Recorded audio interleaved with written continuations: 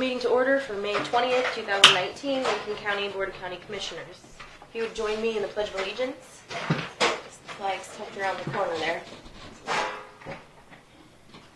I pledge allegiance to the flag of the United States of America and to the republic for which it stands, one nation, under God, indivisible, with liberty and justice for all. Thank you.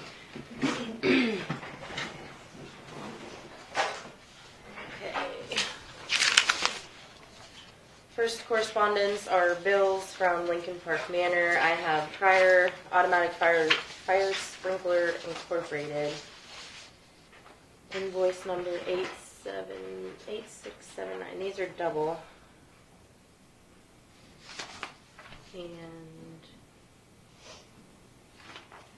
Okay, so these are just two invoices in one statement.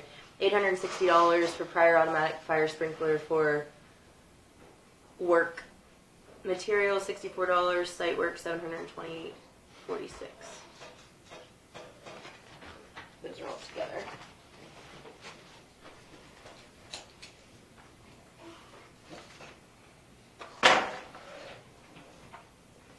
And street plumbing,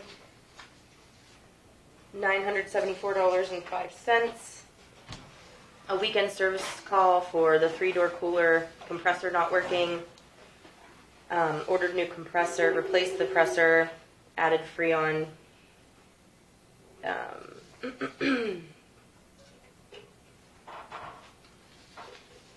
Total of $974.05 to street plumbing. And then this is a bill that was brought to us before. $500 for pumping the grease trap.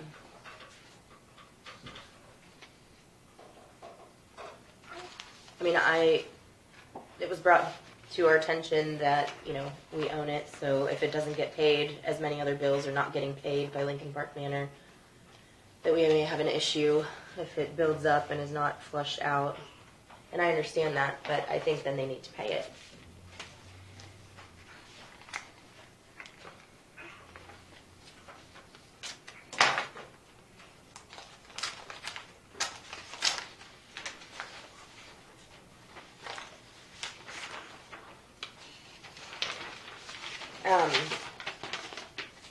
Just a flyer, from the Extension Office and Department of Commerce, Economics and Statistics Administration, I guess for the upcoming census information.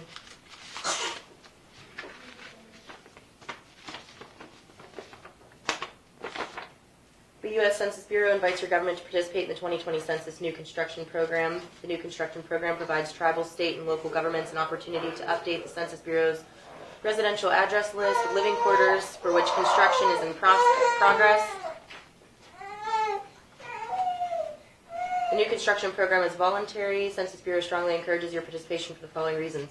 Federal government allocates over $675 billion in federal funds annually for infrastructure programs based on Census Bureau data. Participation ensures that your government will gain valuable information that will aid in making decisions about education, health services, and housing. Participation helps to ensure an accurate population count for your government. Review the census flyer and sign up and fill out information online.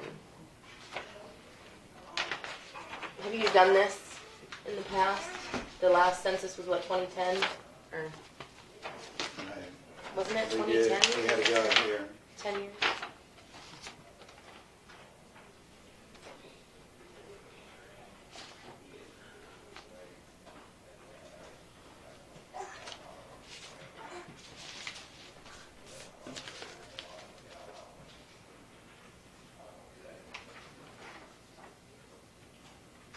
Dawn, this note about Jerry for the bus, what does that mean? Oh, I was supposed to ask a long time ago, who's doing this evaluation? Are you guys doing this evaluation or is this all doing that? I think the bus board needs to give us an evaluation.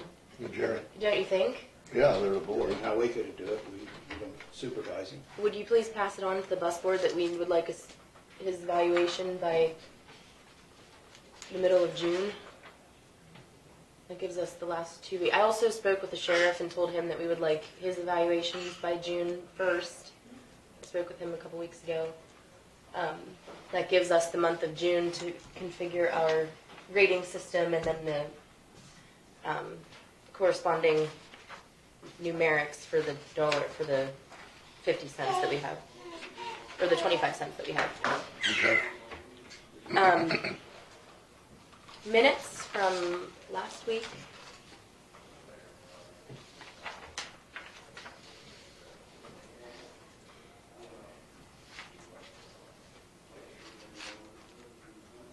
John, were you able to put together that information that was requested by Mr. Keach, or do you... Okay.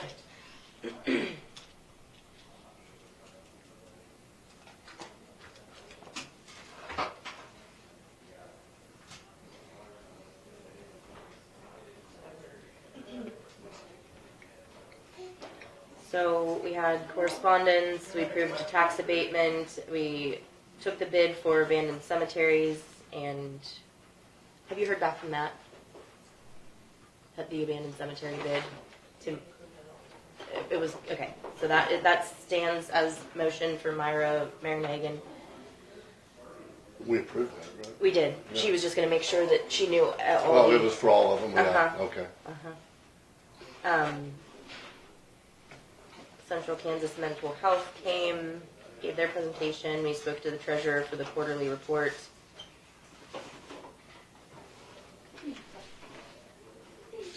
Highway Department conversation. The Council on Aging presented a new budget. OCCK came. We chose a location for the bike rack that they're going to pour cement up in or over in the southeast corner. Am I right? Yeah. Yeah. Excuse me. Mark Levin is on the repeater board.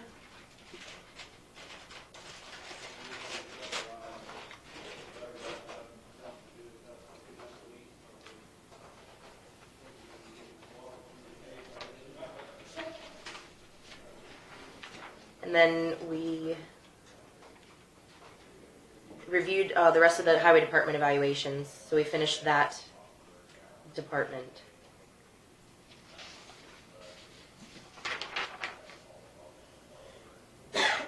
And we had extended an offer for the human resource position that was declined. So I do not see any changes. Do you have any changes to the minutes, corrections? I'll make a motion to approve the May 13th, 2019 minutes. It has been, I'll second. It's been moved and seconded for the approval of the minutes. If there's no further discussion, those in favor vote aye. Aye. None opposed.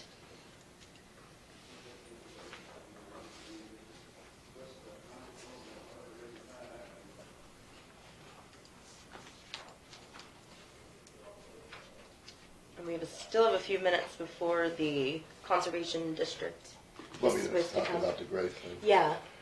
2 weeks ago, obviously you all know about the assisted living closing at Lincoln Park Manor, and we discussed maybe wanted to talk to Mr. Grace here, and I contacted him, and he said, well, he just didn't want to come in and just out of the blue and start talking. He wanted maybe a letter written to him or an email just stating what we want to discuss, like bullet points. And I talked to Alexis and Aljo now, that thinking that I'm going to write up like our issues, like not paying rent, accounts payable, obviously the future of where we're at. We have a year from now, and that lease of his runs out. So maybe that's what we would discuss with him. So I'm going to write up an email or a letter here to and give to Mr. Grace, and then we'll go from there. And then maybe he'll come in and we'll discuss, because he was saying we have issues on who pays for what. Like he thinks at one time, I guess when he was brought in, he thought the county was going to supply more beds for the Lincoln Park Manor. Then it was the county's responsibility to do that, and I think some commissioners here don't think it is. So we have to talk about stuff like that. Also about who fixes what. We don't have a real definitive, just like we went over here to these bills, we don't have a real definitive line, who pays for what? Like we just had this grease trap plugged up, $500. That's not even an actual repair. That's No. just a biannual That's a or maintenance. a Well, we need to, semi-annual well, we need to expense define what he pays for and what we pay for. General maintenance, like if the stool is plugged and you get plugged and you hire a plumber to come in and unplug it, that should be maintenance. He should pay for that, we think. Now, if it's broken, a line out there, then we have to pay for it. Stuff like that. But there's a line there. He says, no, it's your responsibility.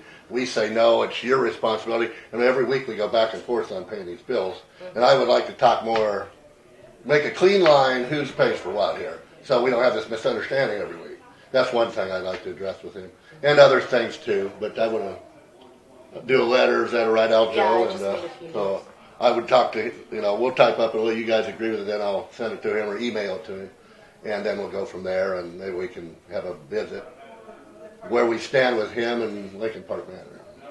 Okay? That's all I had, Mike. They can come in, I think they're out there. John Buttenhoff and them.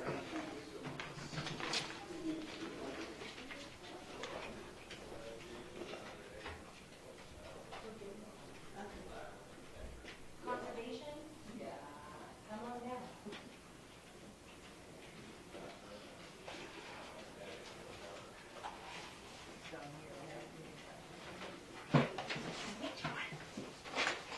Morning. Hello. Morning. You're welcome. Right. Thank Come you. right up here, John. You're on the agenda here. Am I? That'll work.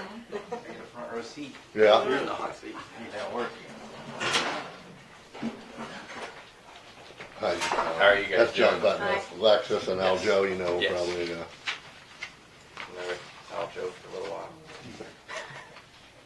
2 years.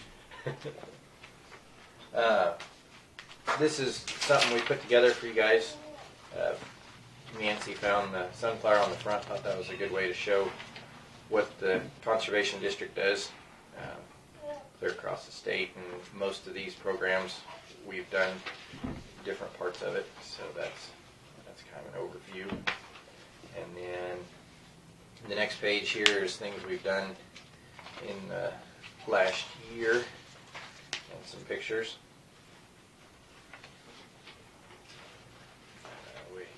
The poster contest is always a big one at the school for elementary education. We didn't do our field day at the lake this year. The rained us out in October, so we ended up canceling that. Had an Earth Day. And then our budget is the last page. The page before that lists kind of things some of you may know. It's more of a written list of what our pictures covered, I would say. And then towards the bottom it shows that we do 70% of county average cost up to a $3,000 landowner limit. And then on terraces we'll do a 50% rate up to $3,000 limit. Over the past year, we've allocated over $15,000 for construction of waterways, ponds, and terraces, and landowners have spent an additional $17,000 to complete these practices. So, all of that's money from you guys and from the state that we've kept in the community. Yes. Have you ever had a referral, kind of maybe if we're having a road issue with someone who needs some terraces? And have you had a referral from, like, let's say our highway department, knowing that this continued wash area is because of some soil erosion, etc.? Does that happen? Not necessarily. There are spot checks that come through every year. Certain landowners come up. If there's an issue or something, then you can come in and say, okay, this is too much erosion. Something needs done. So it's mostly And just then- firsthand. Yes. I come in because I want it for my land. Yes, that's typically how it is. If half a dozen neighbors notice that there's a big problem and it's possibly upstream from them, they may come in and complain. But there's a fairly lengthy process through FSA and us in order to. You can't really make someone participate, is what Yes, you're saying. I gotcha. yes. Mhm. Yes, if you if you file a complaint, it's got to be a formal complaint, and then they go out and determine what needs done, and then they can withhold some payments to make it done if it's that bad. So if you get a complaint then about a well or cistern issue, something like that, do you forward that on to the sanitarian then? Is that all interconnected, is what I'm Yes. assuming? Okay. You guys work with the NRCS, obviously, right? Yes. How do Yes. they, which is obviously the federal national Department of Agriculture, how do they work with them directly? You know, I should know this because I've been involved forever, but like I know we have the Lincoln Soil Conservation District, and then you got the NRCS, and how do you coordinate with them? We split time with them. Nancy's part-time with them for office rental and stuff, but we always get a report. It's been coming from the guy at Ellsworth, Phil Chedwigan's been giving our NRCS report, but they basically file the paperwork, I would say. That's national? That's So then you serve as like a site, a branch site or something? Is that the concept? If you're employed by them, you are one of theirs. She's employed by us. I'm employed by the conservation. But she district. But helps them. in exchange for office rental, she works for them. I give them. Rather than us paying rent for the office space. So they own the office space or rent it? They own it. Okay. And it's Well, FSA and NRCS. they rent it. They rent it. They They rent rent it. it, but in this, Okay. rather than us paying them rent for her being there, because it's their office, Uh-huh. she works for them also. Okay. They supply all. But are you the- considered a location for them? I mean, it's they own it. Would that be? Yeah, they have their office also. Okay. Do It's they have all one in every USD, county? Yeah. They're all Yes. Department of Agriculture. You know, FSA, half of it, and NRCS, the other half. You know, NRCS, so like if you want to put in CRP or field, obviously you go through them, then that's federal. But They like, also have cost sharing for terraces. but if you had Okay. fixed, like I fixed a waterway, then that was a state It is the thing, Lincoln right? County location. You can do it. Now, how do you There's- differentiate between for federal? I'm sorry. You can apply for both, but Oh. you get both. Okay, because I just fixed a waterway here a couple years ago, and that was a state money, and it helped cost share that. But then you do some other major CRP, and it's a federal, and I always wondered Typically, who's in charge of doing what there. if you can qualify for the federal money, it's a higher, It's a better money. better Okay. money. Okay, who determines that? That's done at a state level, I believe. Yes. Okay, And there's- yeah, I don't want to get in there's the a weeds, pointing- and I don't want to get in the weeds too much on this There's because a that's. point that's- system. that goes I was just through. curious, John. Yeah, Yeah. we're back to your thing here. Yeah, I'm there's sorry. a point system that gets you Yeah. where you're going. Okay. Yeah.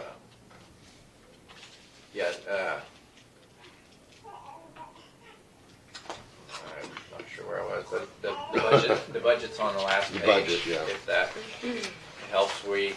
Alexa, did you understand that? All those government agencies are in one row. Yeah. It says USDA on the front of the building. I think, The service center. and Department of Ag. So. But it's not regional, it's by county. Every county has one, is what I was kind of going for. How Yes. big you are the location for Lincoln County, I and am each Lincoln. other county has its own, or its own. For now, anyway. For now, and we Right, are part I mean, of it. That may be changing. Right, Yes. regionally, There's yeah. a management unit, which is Ellsworth, Lincoln, and Saline. So that's kind of the three counties that we typically work with are those three counties. And Okay. they trade help and different things. Gotcha. But on our budget, we're keeping our asking at the same. The $22,000 is what we received a year ago. If you'll notice, since Patty resigned and took a different job, our salaries and wages have dropped. So that kind of changes our bottom line for this year. But next year it comes out and we wouldn't have to transfer. We had to transfer money. It's been pretty slow. There hasn't been a lot of CRP. We haven't had a lot of drill rental. We bought a new blade to try and encourage terrace renovation, and we haven't seen a lot of rental with it, but it's been raining quite a bit since we purchased it. Yeah. So getting people a chance to use it.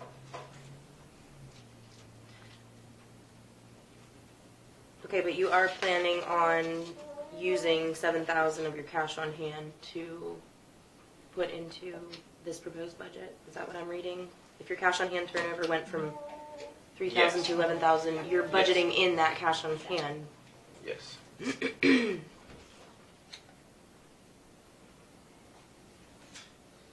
Where's your transfer of funds coming from? That line item that says transfer of funds. Would be our enterprise fund or enterprise deal. A savings? Yes, What's in there? rental of equipment. So whatever you collect, but you don't budget what your expected income is? Or is that already in there? The receipts are at the bottom there. I see interest, donations, and what you get from the county and what you get from the state. But there's nothing under, you don't have a budgeted line item for expecting what you've No. collected in No. years past. So if that transfer of 2,000, what's left in that account if you're taking 2,000 out of it? Do you have a savings statement or just out of curiosity, what kind of reserves you have? Yeah, there's I mean, is there 50 in that? yeah, probably. 50,000. Yeah, I think, but a lot of that enterprise, we have to buy seed. Like if people want to plant grass seed, we buy it, and then we wait for them to pay Yeah. us for it. And Yeah, you have to be the able to maintenance pay up of- front. Yeah, the maintenance of the drills, the maintenance of the blade. That's the. Or if we decide to buy a new drill or Yes. whatever Right. comes out of that fund. That's in that enterprise fund. This is basically what it takes to operate the district.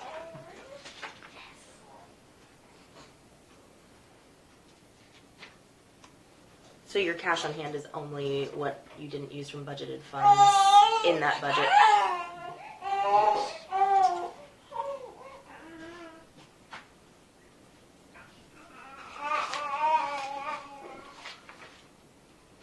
Well, I don't have a problem with you asking for the same amount. That's better than asking for more. My only question is if you're budgeting to use 7 of your cash on hand, what will you do next year? If you're planning on having 5 roll over. Oh. Did you thought the state was going to maybe match a little? We think the state may match a little bit more. Their If we could get their another goal is to match more. 3,000 or 4,000 out of that. So, I can only cross my fingers on that. Mm-hmm. Mm-hmm. What do you feel like the utilization is in Lincoln County? Are we maxing out our utilization now, or how are we? We've pretty well used up all of the. We use all of our money. Do you have people waiting kind of for the next year? Is that Sheriffs the- as well, septic systems, yeah, pretty much, yeah. There's applications on hand waiting for. Yeah, sometimes it gets turned down to the following year. That's what I'm I happened to- wondering, how that happened to stacked me, up we because get. there wasn't enough funds, and then I went next year, they Uh-huh. funded it. It was fixing a waterway. Why does that say, the one thing I read, per KSA 21907, if state appropriations are insufficient to match county funds not to exceed 25,000. The state isn't exceeding 25,000 per district? Is that what that means? Yes. Well, they're supposed to match up to 25,000 of what you give us. Okay. They have not been doing that. So I see what we got last year was 17,428 for R22, so. Yeah. It's been that way. And you're for saying you're probably- expecting that their match rate is going to increase, Exactly. hopefully, is what, okay, I see what you're saying. That would make up the Yes. difference for what you need to budget in to stay at the same request from your county fund. Excellent. What they're trying to do. Hopefully the state comes through. I know. We just had a county commissioner conference, and one guy was pretty adamant. He wanted to know where that $6 billion went out of our KDOT funds. Where could it be?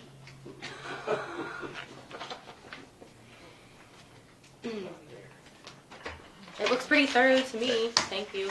Yes. Thanks, yeah, I don't have any questions. I do have papers to sign for chairman. You want me? We don't do that right away. I hold it until they approve it. For the budget. Okay. Yeah. Thanks, Tom. And Yes, they thank you guys. often Appreciate your time. In August. Thank you. Get it signed when they do the final budget. Nope, that's great. I did not know from there. See you guys. Yeah, Bye, thanks. man. thanks. Yeah, I didn't see you sitting back there.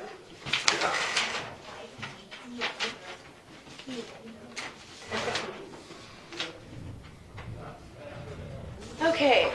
Excuse me.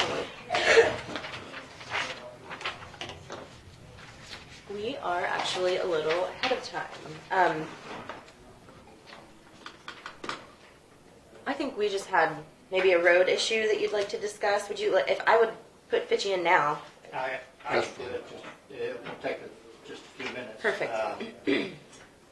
As I mentioned earlier before the meeting, the rain we had was 3 3/4 inches in just a couple hours, and it flooded the creek down there, washed over 120th Vesper Road in 9 places south of Fox Drive and 5 places north. And some of those are going to require shoulder repair.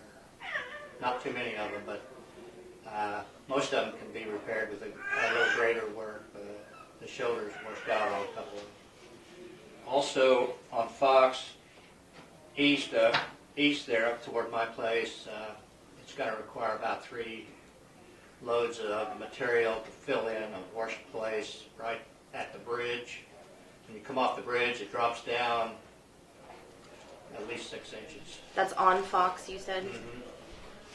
Several years ago, we had a similar situation, and I talked to the commissioners at that time, and I was informed that Lincoln County was a war county, and they couldn't afford any kind of repair in that area.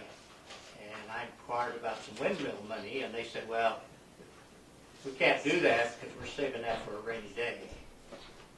So yesterday, it washed out a couple, 3 more inches.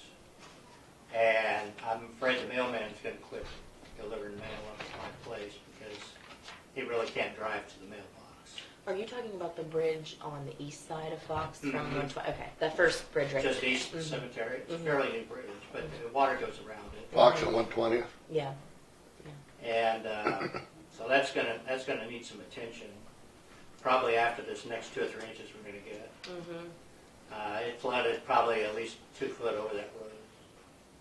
I don't know how close that gets to Gordon Kruger's house, but the last time it got within just a few feet of some of the neighbors there. But this time it wasn't quite as bad, but the ground's saturated now. Also, down south, soft road issue is not getting any better. Signage was put in there, but that doesn't fix the road. I don't know where the road and bridge crew's getting their information about how to fix it, but you guys need to give them a little direction on how that is accomplished. You can't fix a road base from the top. That road's going to have to be worked over. It's just going to get worse. Those places are getting longer. And you take a semi coming over there, or a school bus, or that don't know the road, they're going to hit that. It's just like putting on a brake going downhill, and there's going to be some problems sooner or later. And that signage is not going to eliminate that. That road needs to be repaired properly from the base up, not from the top down. The gravel, they put gravel on it and grade it, and it's just like driving into sand when you hit it. The gravel's not.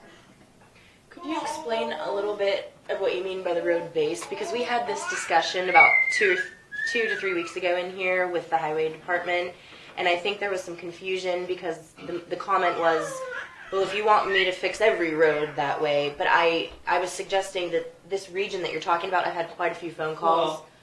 Well, when a road gets built, it gets a base put on it. It gets ditches graded in, and it gets a crown, and then they come over and they pack that down, normally with a sheep's foot. And I don't think the county owns one, but there's a neighbor 4 or 5 miles down south that's got one sitting in his yard. We do have one. We have one sheep's foot. And it is what they used on my road was a crusher, not a sheep's foot. But that's normally packed really, really well. And then you come on there with some drainage type, larger rock, and then smaller rock, and you build it up to where a heavy load on a heavy truck is not going to sink. It's very firm. And that's what a road base, that's how it's built. So do you think that that stretch there, or it's a few miles, I guess, but those intermittent soft spots, do you yeah. think that we need to remove that top layer? Well, that road was pretty good until the county rebuilt it, what, 5-6 years ago. And evidently, when they rebuilt it, they didn't know about road bases at that time, or they would have put one in. And I think there must be some springs under there too that create moisture that makes it continue to Shifting. be soft. And to put a proper road base in, you have to start at the bottom and build big rock, and then smaller rock and smaller rock, and tamp each one down as you go. Then there's no problem. A little spring can kind of bleed off under the big rock, and there's no big deal. But that stretch does not have that. There's no big rock under that. I think they just put the dirt up there, put the gravel on it, said that's a road, and it was for a while. But there is no underlying hard area. How big a rock are we talking on the base? Well, if they had done it to begin with, then you're talking rock about that size. And you put a lot of that in there, and then you really squish it down. If it goes down too far, you put more on it. You just do it, keep doing it until the road doesn't sink anymore under a heavy-duty, Weight. like big sheepskin thing. And that road doesn't have that. Even Fox Drive up toward my place has got rock in it that to begin with. So those guys knew how to do that. They just didn't. For some reason, it just didn't happen on that stretch. That can't be repaired without putting that in. And to put that in, it's gonna that road to do it correctly, it's gonna have to be closed and dug out and put in, packed down, and then rebuilt up. If we hit a dry year or two, it'll firm up. But in a couple more wet years, it'll get soft again. And I've noticed we're getting this effect because in the softer spots we keep running it down with ruts and then grading over top, and it just kind of smushes it wide. If it's soft on the right-hand side and not on the left-hand side, and you hit that, I mean, instantly your vehicle's pulled over. And people drive 40 miles an hour on that road, 40 to 50, and there's a lot of semi-traffic. It's a pretty heavily trafficked area. And, 20 miles an hour is really not uncalled for. And people have to slow down on that, or they're just not. Somebody's going to have a bad time. And then they're going to come to the county. And the county's going to have to fork out a lot of money, one way or the other, to either fix it, pay somebody off, or whatever it takes to satisfy the whole situation. It's, on a lightly traveled road, a heavy gravel top would probably be okay. Not on that road. And like I say, up on where I'm at, several inches of rain there. Like I say, I'm afraid the mailman's going to quit delivering mail up there. Because he's got to drive over rock that big to get there. So if the county guys would just take a look at that, I'd appreciate it. Thank you. Thanks for letting me speak. Yes, thanks for coming in. Appreciate that. Okay, our next item on our... We will speak to the highway department when they come in. They're coming in later today. I think most of the neighbors wouldn't mind if that road was closed from To fix it. a little survey might be called for to see what they think, but school buses go to that twice a day. Does the bus go clear south on... I don't know. I think it goes to the county line. I've seen it clear down to the county line Okay. before. I don't know who it picks up. Okay. Because I know they come down to where your road is. I mean, I know that, but I didn't know if there's anyone south of it. on south. They go, okay. All right. We'll bring that up with the highway department when they come. Thank you. The next item... Need to lean on them just a little. Make some suggestions on how that could be accomplished. I don't think they do. Thank you. We are going to review the hospital budget.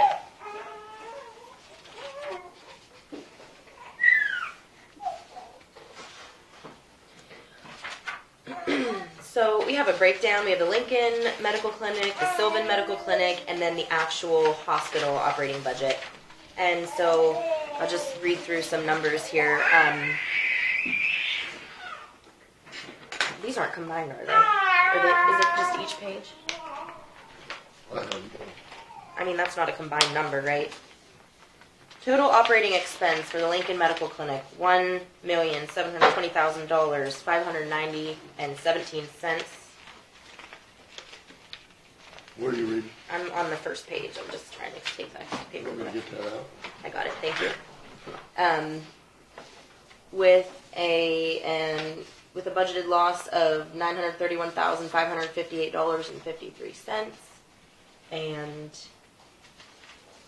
let's see, Sylvan Medical Clinic operating expense $437,225 with a budgeted loss $275,715.50, and hospital.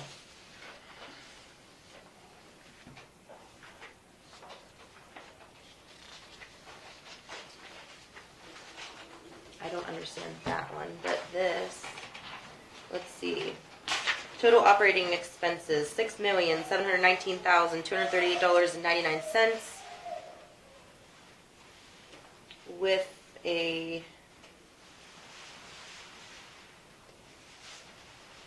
total expected income of $211,371.26.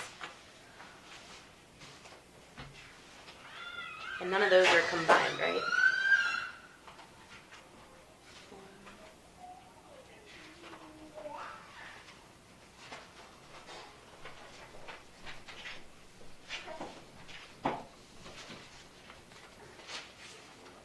Looks like everything is separated by location, correct? Oh, yeah, the clinic. What gets me is the clinic, huh? Why Yeah. does it jump up so much? Well, from my understanding of speaking with some people, the Lincoln Medical Clinic is budgeting a loss of 931,000 some change because they hired 2 new doctors. And from the hospital board meeting that I attended, they are not expecting the new physicians to take time in the hospital. So this looks like they are budgeting salaries for the physicians completely separate. There's no crossover budget with the salary from the clinic to the hospital. That is a little concerning. There was a question raised at the board meeting, why aren't the clinic doctors taking a shift in the ER to cover a shift? I think that's pretty common practice. I know that Ellsworth does it. I know some nurses there. And I believe it was mentioned at the meeting that Beloit does it. And there was a response from our administrator that said something about it being that if you do that, then it's a competitive tactic. And it was mentioned as if that's not what we're going for. I don't know what their contract says. They were just hired, and I believe it's a contract, so I haven't read that. So I'm not sure that they can be made to take ER shifts, but it does concern me that we're budgeting completely separate salaries for these 3 entities. There's no carryover between the 2 to share the expense of the biggest portion. The employee payroll and benefits would be for the physicians and then the mid-levels. I'm not even sure that we have mid-levels that cross over, do we? Between the clinic and the hospital? I don't know. There have been some changes there recently that I'm not sure how it has all worked out. I know I think she's a nurse practitioner, was gone for a little bit and then didn't come back to the clinic but came back to the hospital, from my understanding. So now that person's not at the clinic.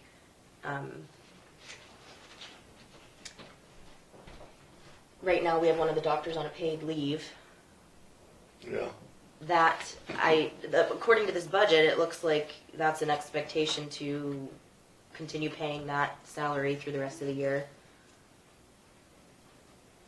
I think they're supposed to get an answer from the Board of Healing Arts on that situation. Okay. When they know that, then they can go Okay. forward on what to do. So then we need to have a couple questions for Mr. Granzo on the budget, and I would say my question is, why are we budgeting a completely separate line item for salary and wages to each clinic and the hospital? Is there not any expectation for a carryover there between two entities? In, for example, in my mind, it would be the medical clinic in Lincoln with the hospital, potentially, where a physician would be covering an ER shift or something like that. You notice Sylvan have a full-time, It's not full-time, it's wouldn't they have? 3 days. The doctors come over there from here, and then you have nurse there too, RN or something? I think it's 3 days. I can't remember what Okay. days right now, but they have their office hours there. Okay.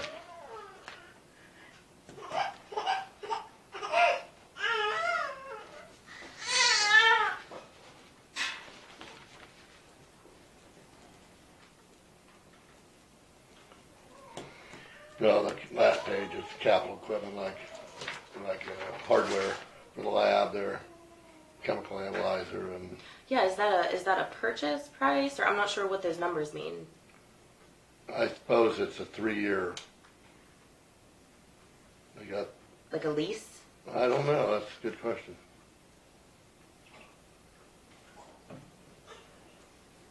Budget assumptions. 3% increase in most areas. 3.5% salary increase.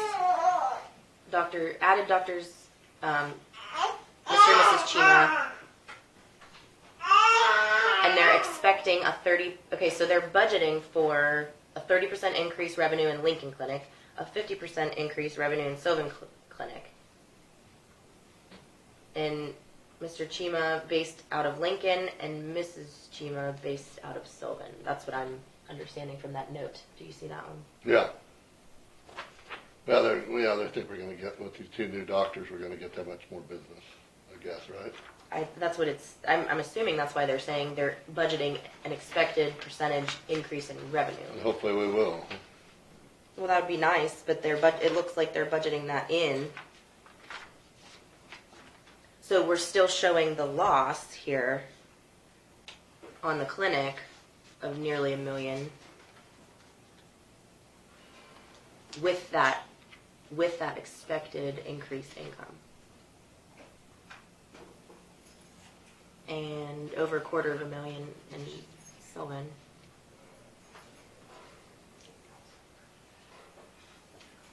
This doesn't have the line item for their cash on hand, does it?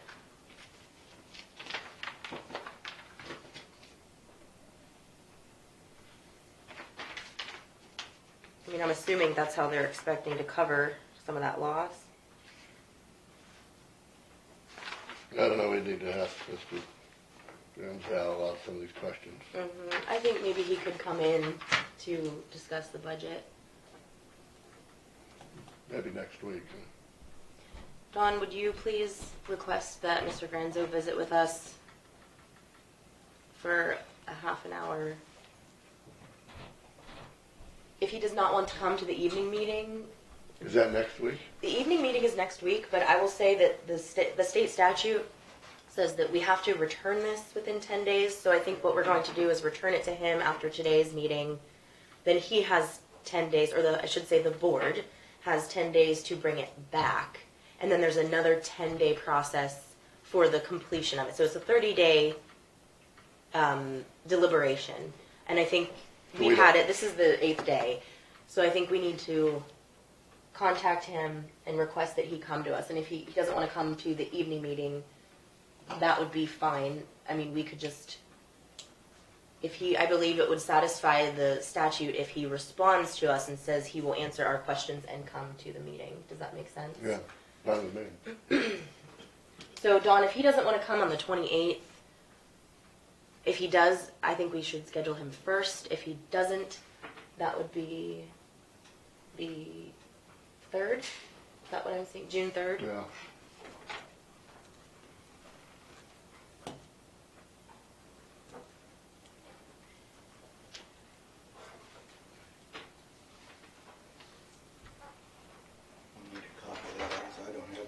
You don't Oh. have one? I'm sorry, Dal Joe. I thought everyone I had have an one. extra one somewhere. The budget, Yes. Yeah. it's just one, I didn't think about making copies. Yeah, you gave me one, but I have another one. You can have that one, Al Joe, I'm sorry. I had one from before. I had one from the hospital meeting from before. I think I have one in here. Well, I run and make copies because I don't have one. Oh, okay. Mine's already separated. I pulled the.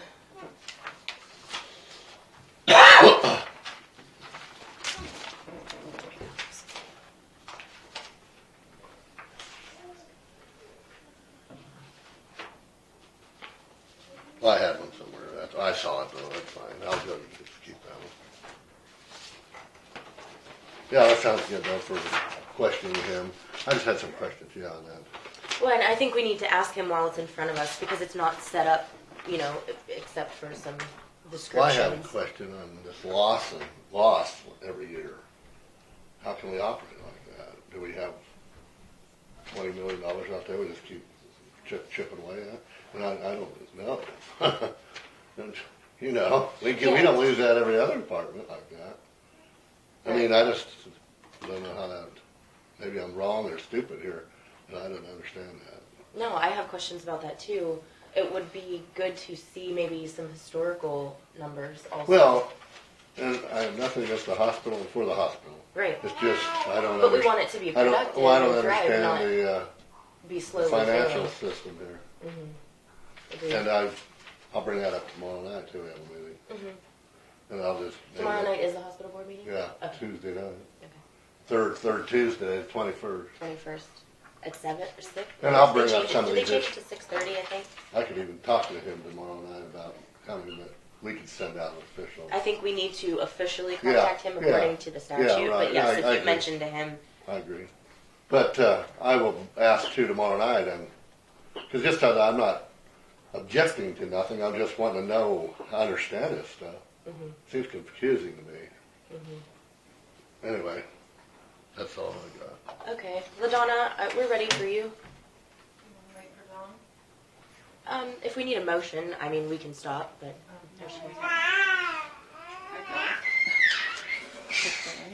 No. I just Thank wanted to let the board know that I'm gonna be gone next week on vacation, but my girls have everything covered. Monday's a holiday, and Lisa will be there Thursday, so they're good without me, but they can always contact me by phone. But just letting you know, I won't be there next week. And then I know Wilson Telephone and went around and did a bid on the IT, whatever they're doing, and Next Tech is going to do that.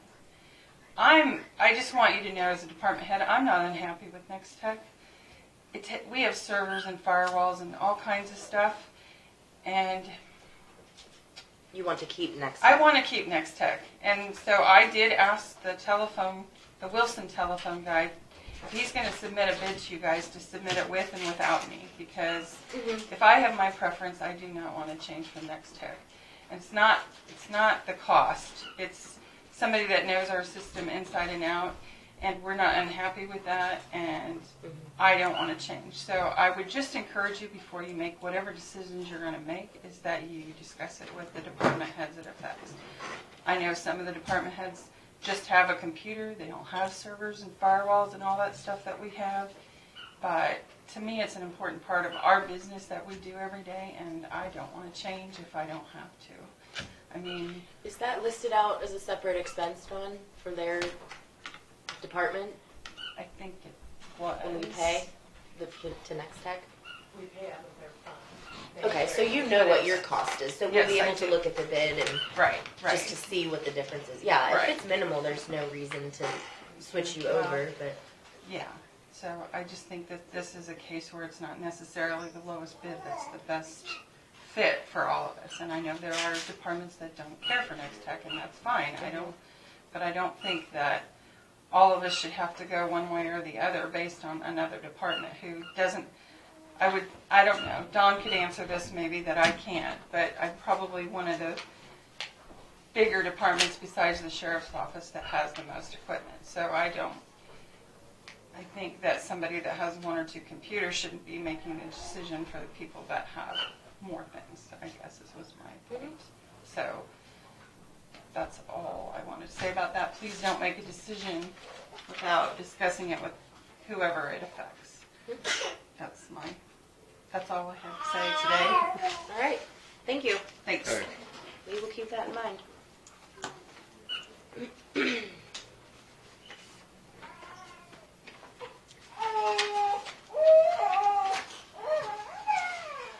I would like to suggest recess, if you don't mind, until we have 11 o'clock would be our highway department. Would that be all right with the board? Yeah, fine with Okay. me. Thank you. Yeah, I'd continue. Shawn, you ready? Yeah, why don't you come All right. see us and take Michael next?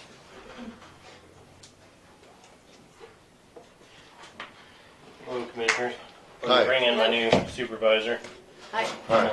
Stromberg, and give you... KDHE?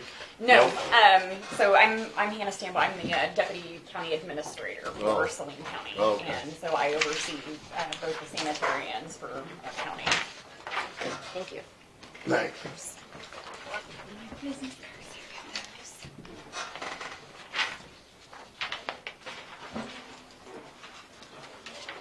Would anybody else want to look at one of those? Did you guys just pass it around? All right, so this is the quarterly for January, February, and March of 2019 for Lincoln County sanitarian activities. So we did the pumper trucks, just to briefly kind of go down through it. Truck inspections, which was DJ Environmental, Ready Industries, and we had septic inspections. Looks like we had two consults, which will end up being septic systems. The consults are cost share letters that we'll put together. So it looks like we ended up with 15 hours. Septic, one consult on the well, and we had some other LNPC meetings, and one other one, which I believe was when we give you the year-end report for 2018. So we ended up with a total of 31 hours this quarter, which is on the low side. But the weather's not cooperating very well. We've had rain all fall, and then rain this spring. Just about the time it dries up, we catch another bunch of rain. Yeah. So I would expect the next quarter to be a little busier. So, any questions about any of that? Go ahead. Not about this. So when we allocate our line item in our budget for your expense, does that go to Saline County? Or this is, so he's your employee, Correct. Yes. but do we write a check to Saline County? Yes. Okay. It's done in Yeah. January Yeah. for 2019. And we were here last, we talked about this just a little bit. It was a 2-year contract, so we really need to have that discussion for the upcoming year. It was a contract between the counties. Yes. Correct. Have you seen a copy of that? Yeah, the one in, it would have been 17, right? 2017. 17 and 17. we really need to get one for 19. Yes. It would have been 17 and 18. We're just continuing into 19 because we approved it as part of our budget of 18 for 19, I believe. Correct. So now we're working on the budget for 20. Right. So when is the dates that when will you guys finalize your budgets? Is that May, April, No. May, June? We don't finalize until June. We need information first of June. Yeah, Okay. we're gonna finalize in the end of July, so. Okay. Well, if you guys remember, and the 2 of them are new, so they probably didn't have anything to do with it, but what we'll do is we'll come up with a 5-year running average. That's how many hours we spent, and then the number of visits. And then we have a flat rate fee for me, and then the mileage, and then we come up with $1, and that was kind of how we come up with the X dollars minus what we got for fees. It was how much we asked for out of the county. So then are you salaried to Lincoln County or hourly? Or to Saline County, excuse me. He's an hourly employee. Hourly employee. Okay, so he's hourly to you, and then you just figure up what your allotted time is, and it's between Lincoln, The actual Saline. contract you guys have is with Saline County. Mhm. It's not with me. I understand. I'm just- You're their employee, but we're Yes. contracting with them so that you Yes. can service our area. Correct. And where else did you say? Because you said there are two of We- you. Yeah, we do Ellsworth, Lincoln, Ottawa, and then we also, of course, do Saline. Saline Saline. County. Okay.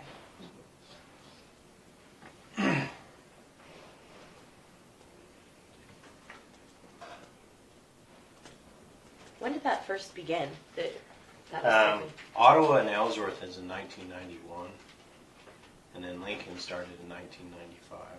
So we've served. You've been there the whole time? No, I started in 2008. Okay. Jolene Funk, who was my former supervisor, she did that position for 32 years. So she would have, it was part of an LEPG grant at the time that the state trickled down money to the counties to help start these programs. So each county was required to come up with their own sanitary code in this time lapse. Do you remember, Aljo? I think it was from 91 to 96. You were given a time. We want you to enforce the sanitary code. Uh-huh. And then they paid, at that time, Lincoln County funds to help pay for other services, whether you did it yourself or whether you contracted with us. And then we used to pool that money together, and that's how we started doing the 4 counties. Because there wasn't really enough. Well, it's like money. a region instead of just county-wide. Yes. But you're serving as the hub, so to speak, Yes. and contracting out for some hours. Yes. So, like, it kind of works for both of us because Saline County couldn't handle Saline County with one sanitarian, but we couldn't justify having 2 You sanitarians. need 1.5, so you may as well have 2 full-time and do other And help us areas. service in other counties. Right. Right.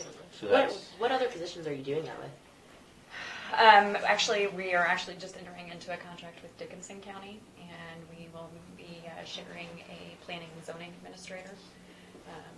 That is, we started that just a few months ago. It seems to be working out pretty well. And then as far as other contracted services, I don't know, does the health department do anything with I don't child think they do. child care. child care licensing or They surveying? do maybe? Ottawa County and McPherson, I believe. There is some of that overlap Yeah. between. It just makes it. You were the emergency manager. Yes, ma'am. And then I know there are some other counties that had the emergency manager either shared or doing a dual role.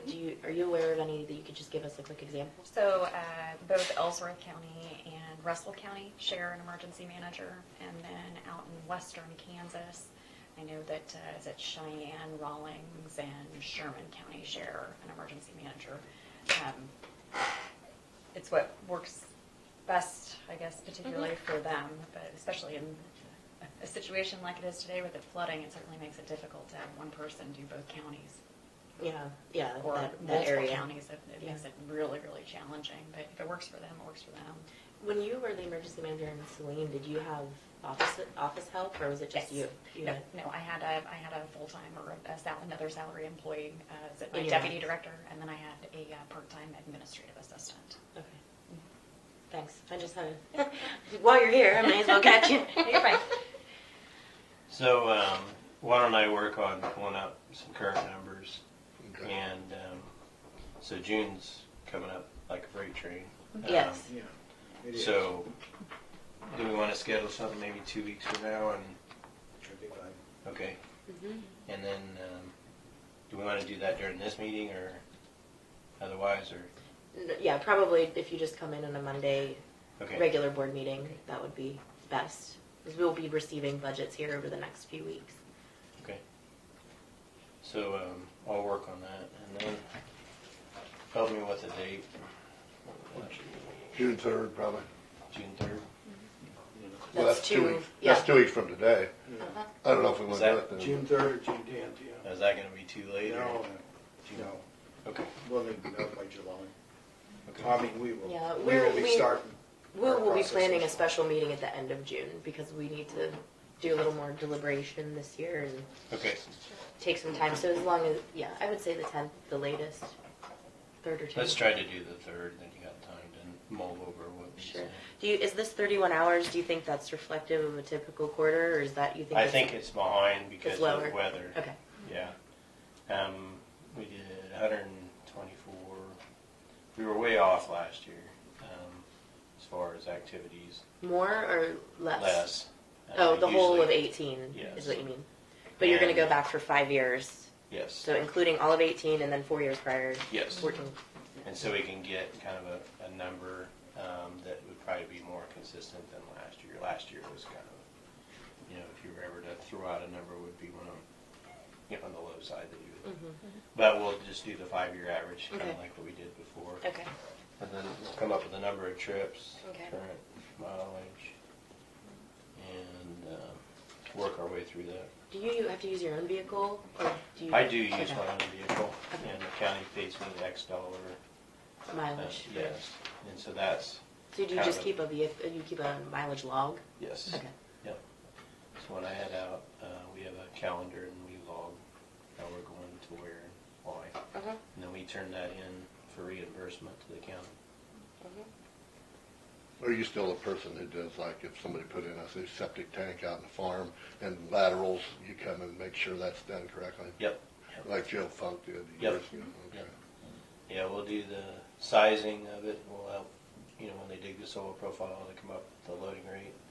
And that's done by the structure and Sure. texture of the soil. And it's Right. a factor in Right. the number of bedrooms in the home. And then, yes, we come back out to inspect it. Right. And cover it up. And then we also do well permits and water testing and coastal indoor air quality stuff, mold radon, land. So now if a farmer drills a new well, do they have to get a permit from you? For a livestock well, there is no charge in Lincoln County now. How about drinking water for humans? For that, there is a charge for residential wells. So it's illegal then to drill a well for yourself out in the farm and drink the water out of it Well, without getting a permit through you? It's technically not illegal. We like to permit them. We just don't charge for them. That comes out of what the county Okay. pays us. So if the homeowner, minus whatever your fees are for your county is what it costs the county. So if that's something that, Lincoln is the only county that I know of that doesn't charge livestock producers for well permits. If that's something that you want to change, then we'd have to change that in the sanitary code.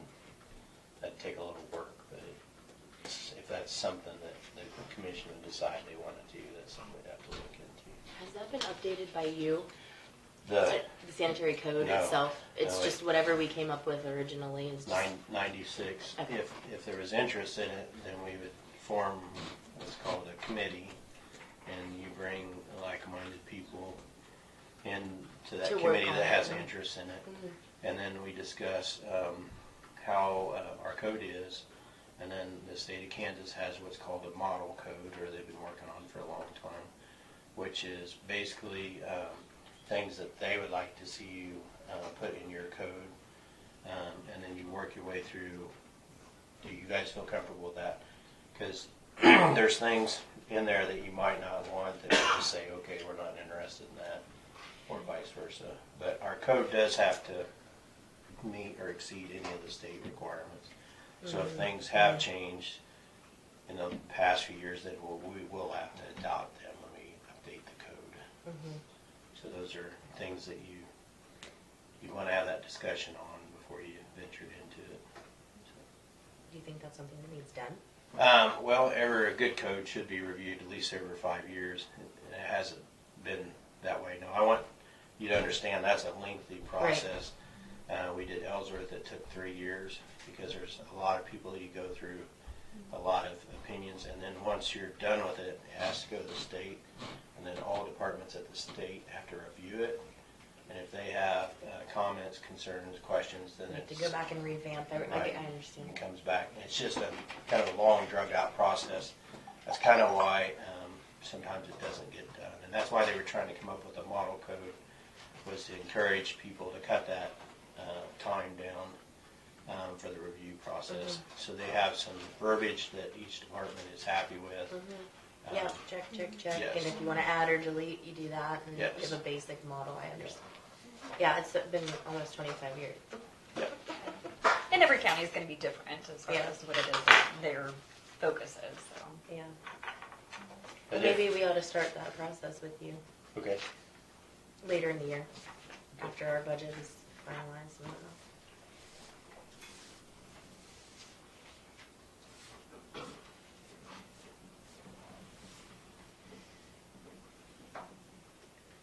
And then, yeah, we could do that. We usually have one county commissioner, somebody with FSA and Conservation. RCS office. We'll have a couple district office personnel out of Saline. One from the state will come down. And then we'd have probably one banker, one realtor, some other people when we talk about real estate transactions. And then we'll have some water quality people come in, either through the Corps or through other organizations that we'll talk What do you to. mean by real estate transactions? That's a push. So when there's a gamut of ways of evaluating septic systems from varying counties. So some counties require that every home have its septic inspected, say once a year, or once every 3 years, or once every 5 years. In general, the consensus of most counties is let's inspect them when they're selling, as this is a time when they're transferring from property to property. I see what you're saying. Let's make sure that the people buying this property are aware of the condition of the home. So it's very much like doing a home inspection before you buy the home. The home inspection would tell you your roof's shot and your siding's not very good, or vice versa. Do we have that now in Lincoln County, that you do It's an an inspection? optional. It's optional? It's Is it optional. paid for? Or is that, it's a That's a fee? service that we provide. So At a if fee somebody, to the customer, at a fee to the resident, or the? right, the fee goes, the buyer would pay for my inspection, and then the seller would pay for the pumping of the tank, and it kind of equals it itself If it needs out. done. Well, it would need pumped out for me to inspect it. Oh, I see. Okay. And so then Okay. I see. that's when we look at it to see if it's Right. cracked. All of the Or it's- infrastructure of it. Right. Okay. I and see. make sure it's intact. Because when those tanks fail, you know, they go one way or the other, which is usually back in the house, which causes quite a mess. So we do an evaluation on that, and then we, you know, disclose to the homeowner, or we say this needs to be fixed. And there's things that you can get by with, and then other things you can't. So, Okay. and that's the way we've done it. It just at the time that we did it in '96, it was just purely going to be this is a service that we offered. Actually, we weren't doing it in '96, so we started doing it in 2006. So something we started doing there. So I just have two quick questions. The permit that you do, okay, so you don't have to have a permit for the livestock well at all? no, we want to permit it. Oh, you do They're have to not- permit it? We want to permit it. Okay. They're not required to have. It's not required to have a Right. permit for a livestock well, but if you want to do a a residential well, the permit is for the depth and the location and the. It's for us assisting. So like, I'm going to do one at Sylvan. If you want to go out with me sometime, we'll go. I'll just call you and we'll go. It's Frederking. And so they want to drill a new house well for their house. So I'm going to go out. I encourage them to have somebody witch the well. You guys are real familiar with that. And find the vein as it runs across your property. And so Who does they're- that for you? well, I have Lloyd Prohaska's out of Ellsworth, but there's plenty of gentlemen around here. I think at Webke, he's not here today. I think John Webke does it too. And most of the well drillers do it. I do it. I just don't want to do it because if it's not right, I feel bad. And so, But what they do is they find a location and then I measure off to make sure that's in a safe location. So it's far enough away from fuel barrels, far enough away from their septic system, anything else. So that's the educational part of it. And then we start the permit. Most of the well drillers won't drill the well until you actually give them the start of the permit. And then once it's drilled, we come back and GPS the well, and they'll set a pump in it. And then part of that $300 charge is an $80 water test. And so we'll come back and test the two bacteria, called formin E. coli, and we do nitrates, and then also nitrates and chlorides, I'm sorry. And those are the basic health oriented. So we want to make sure before we permit that everything's fine on the bacteria side. The nitrate, if it's high, we have to tell them that, so they need a reverse osmosis.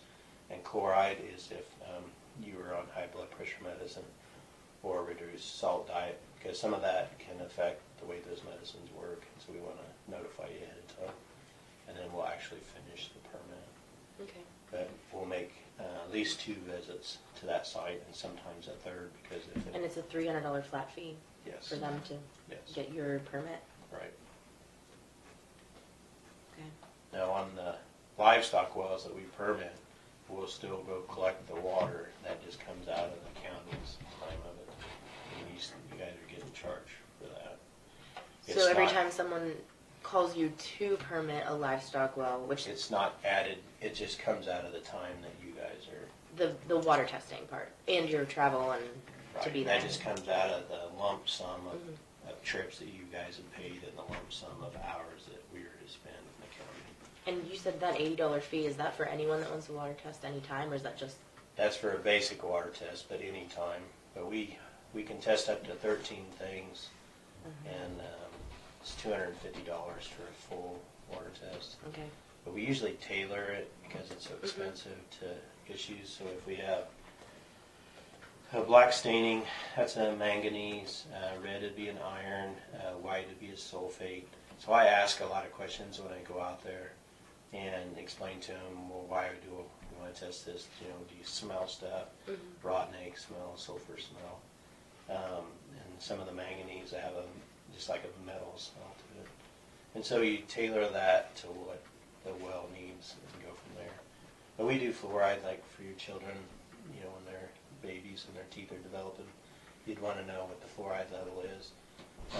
Because if it doesn't have enough, you can just simply put droplets in there. We had to do that at my house with my kids.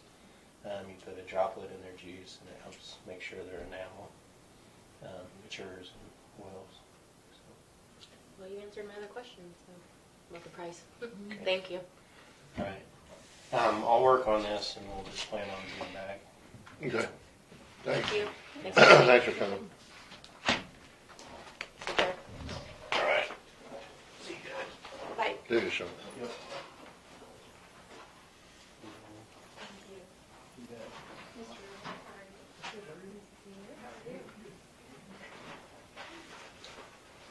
Okay, Michael and Tanner, if you're ready. Okay. Good morning. Good morning, how you doing? Just fine. Good. How are you? I'm fine.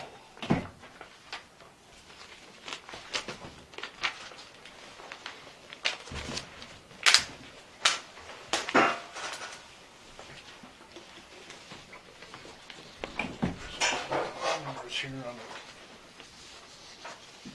the total, Thank you. total cost on Bridge 105, and this is the bridge that we built with our forces, and we did contracted the pile to be driven. Tanner and I ran some numbers this morning, and we came up with roughly a $40,000 savings versus what a contractor would charge to build the exact same bridge. That's So awesome. I thought the price came in very good for the most part there. So I'm going to read it for those who don't have it. We have total labor cost 232 hours, 232 and a half hours, $4,320 and some change. Material coming in at $48,088, and the contracted portion of the bridge at $14,931. So the total project cost was $67,340.42. That's the bridge 105, just west of town. Here.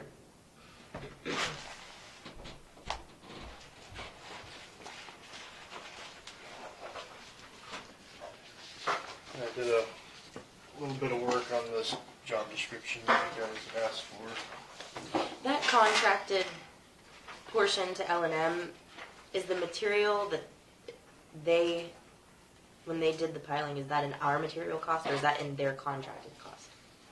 We bought the material that they drove. So that's in our material Yes. cost. So that's just That's their just labor. payment. Yeah, that's strictly labor to put it in the ground.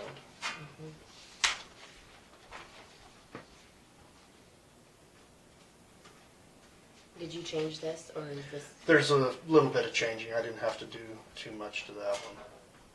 But it was a start for you guys to look at. Okay. Did you send this in a PDF back to Dawn? I have not yet. Would you please do that? Yeah, I Because can. then we have the ability to reprint it and edit it.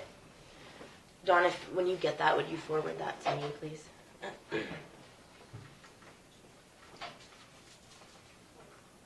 Do you want to discuss what your major changes were? Oh, not really too much to do. I can't even remember what I all changed on, to tell you the truth. There wasn't much.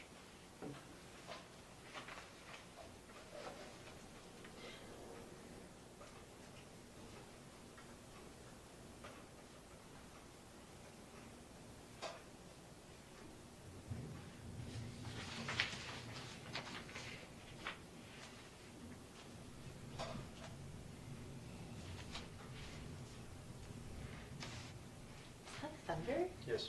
Oh my word. Thunder and it'd be lightning for all.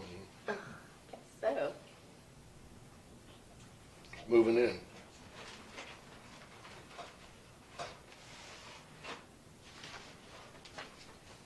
Hey, you said, back to this bridge, Mike, you Yes, sir. said you could save money if you did it or whatever differently or something?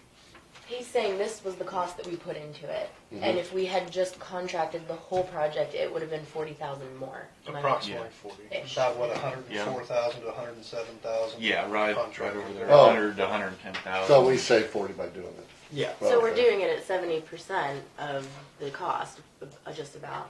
Contractor. And You go and hire it out. All right.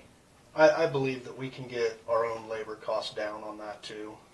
The time? Yes. We had 232 total man hours. Yeah, this is the first one these guys have built together, so Mhm. I think that will come down tremendously. And then I think if we eventually get to where we can drive our pile ourselves, I think that over time will bring our costs down. If you edit out the time frame where it was the weather, we weren't working on it, how long do you think the total project took?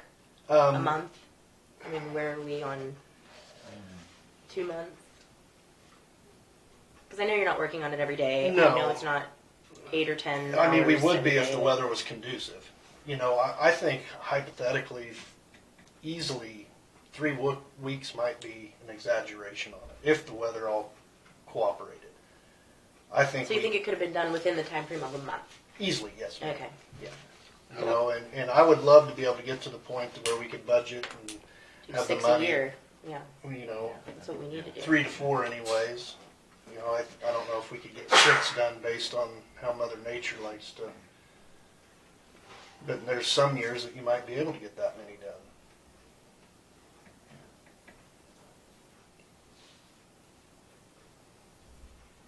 How long was that bridge?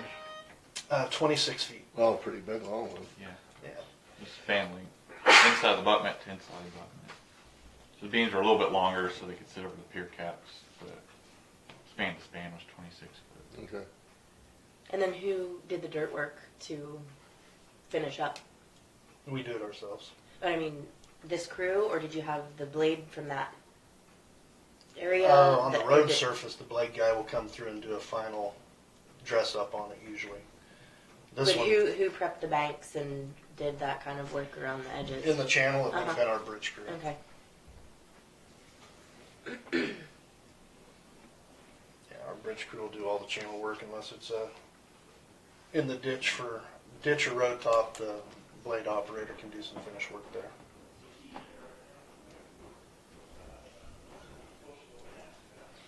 And when did we start this project? That was at the end of last year.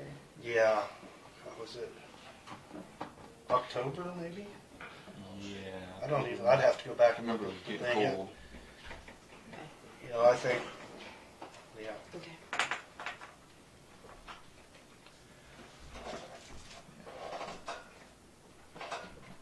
And when we get some nicer weather, we're going to go do some visual inspections on some stone work that we need to look at seeing about doing some tuck pointing. I think Bob had started a list, didn't he? Did he give that to you? Yeah, we have some of that, and then we've started an additional list here. Yeah, we took our. And on the actual bridge size structures, Right. some of what Bob done were the Culverts. smaller bridge size structures. So We took our bridge list and went to the maintenance list, Mm-hmm. and anywhere our inspector noted, tuck pointing or Mhm. stone mace or stone missing, Mhm. I highlighted those. Okay. There's actually 9 of them. 9? So we're gonna go and try to evaluate those to maybe prioritize. Can we put them into the mobile 311 program to, I mean, it would basically show us where the concentration of areas are. can be put in there. Mm-hmm. And these are all over 20 feet, bridge. Yes, these are actual bridges. bridge Okay. structures. Yeah. You know, I think they hit a higher priority than our culvert-sized ones. Mm-hmm. How many of them do you think need actual stone versus just tuck pointing? I think, You know what I'm saying? Like to actually bring in some. yes, like Replacement. this one is replace flow line stones. Mm-hmm. And flow ice, we won't Missing replace stones. stones at the flow line. While the water's up. I Well, know. but once the water goes down, we'll pour like a false footing with concrete, and we'll rebuild it for the length I of there do want instead to of. talk to a mason about that though, because I think there are some issues, just like we're having with the steps out front. I don't know how familiar you are with the specs for the mortar that you use with the limestone, but I've learned a little bit about it recently. I'm just part of an historical preservation project, and with the limestone, you want the mortar to be. You want the mortar to deteriorate first. Right. So I don't know about pouring up against the structure and then having that not deteriorate and then letting the internal portion against the limestone itself deteriorate. So you want the mortar to be softer and more porous than the limestone. Right, because you want the mortar to fail. And not the rock. limestone. Yeah, right. So how does that So- compute with packing or patching with, concrete against It'd be the like limestone? a footing. We'd be Yeah. totally encasing it, so it would be more of like a footing structure than a patch repair that needs to fail. Yeah, so he's not going to go and he's just going to put a footing down by where the flow is. So you may get some undermining or something. He pours a concrete footing, so you're not going to get undermining of the stone. So that's typically going to have water that's flowing, around it, above it. But they would actually go and put the grout or the mortar. He would actually put cement up here. It's just down the flow line is where the cement would be, right? But my concern is, as the water rises, you have this footing poured, but when the water rises above it, you're seeping back down into the stone, which then causes, it's, and the wicking, there's a wicking issue with limestone too. It wicks moisture up out of the ground. So would it not be a better solution to re-stone it at the baseline where that water is flowing?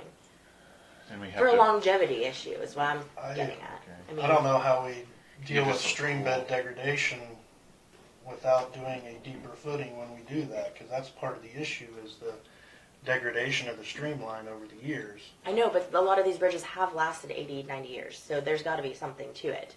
I mean, they weren't just Yeah. built, so now that we're needing to address them, there has to be another 50-year solution, not a 5-year patch. So you want to replace the stones. So be removing the stones and then supporting the structure and then put new stones in. I'd hope it wouldn't need support. I mean, some if they're that deteriorated that they need supported while you're working on them, that's a little scary. But If you go and you take them all out, well, obviously you're going to have to support it. So you probably take one out, Mhm. replace it, take another, Mhm. replace it.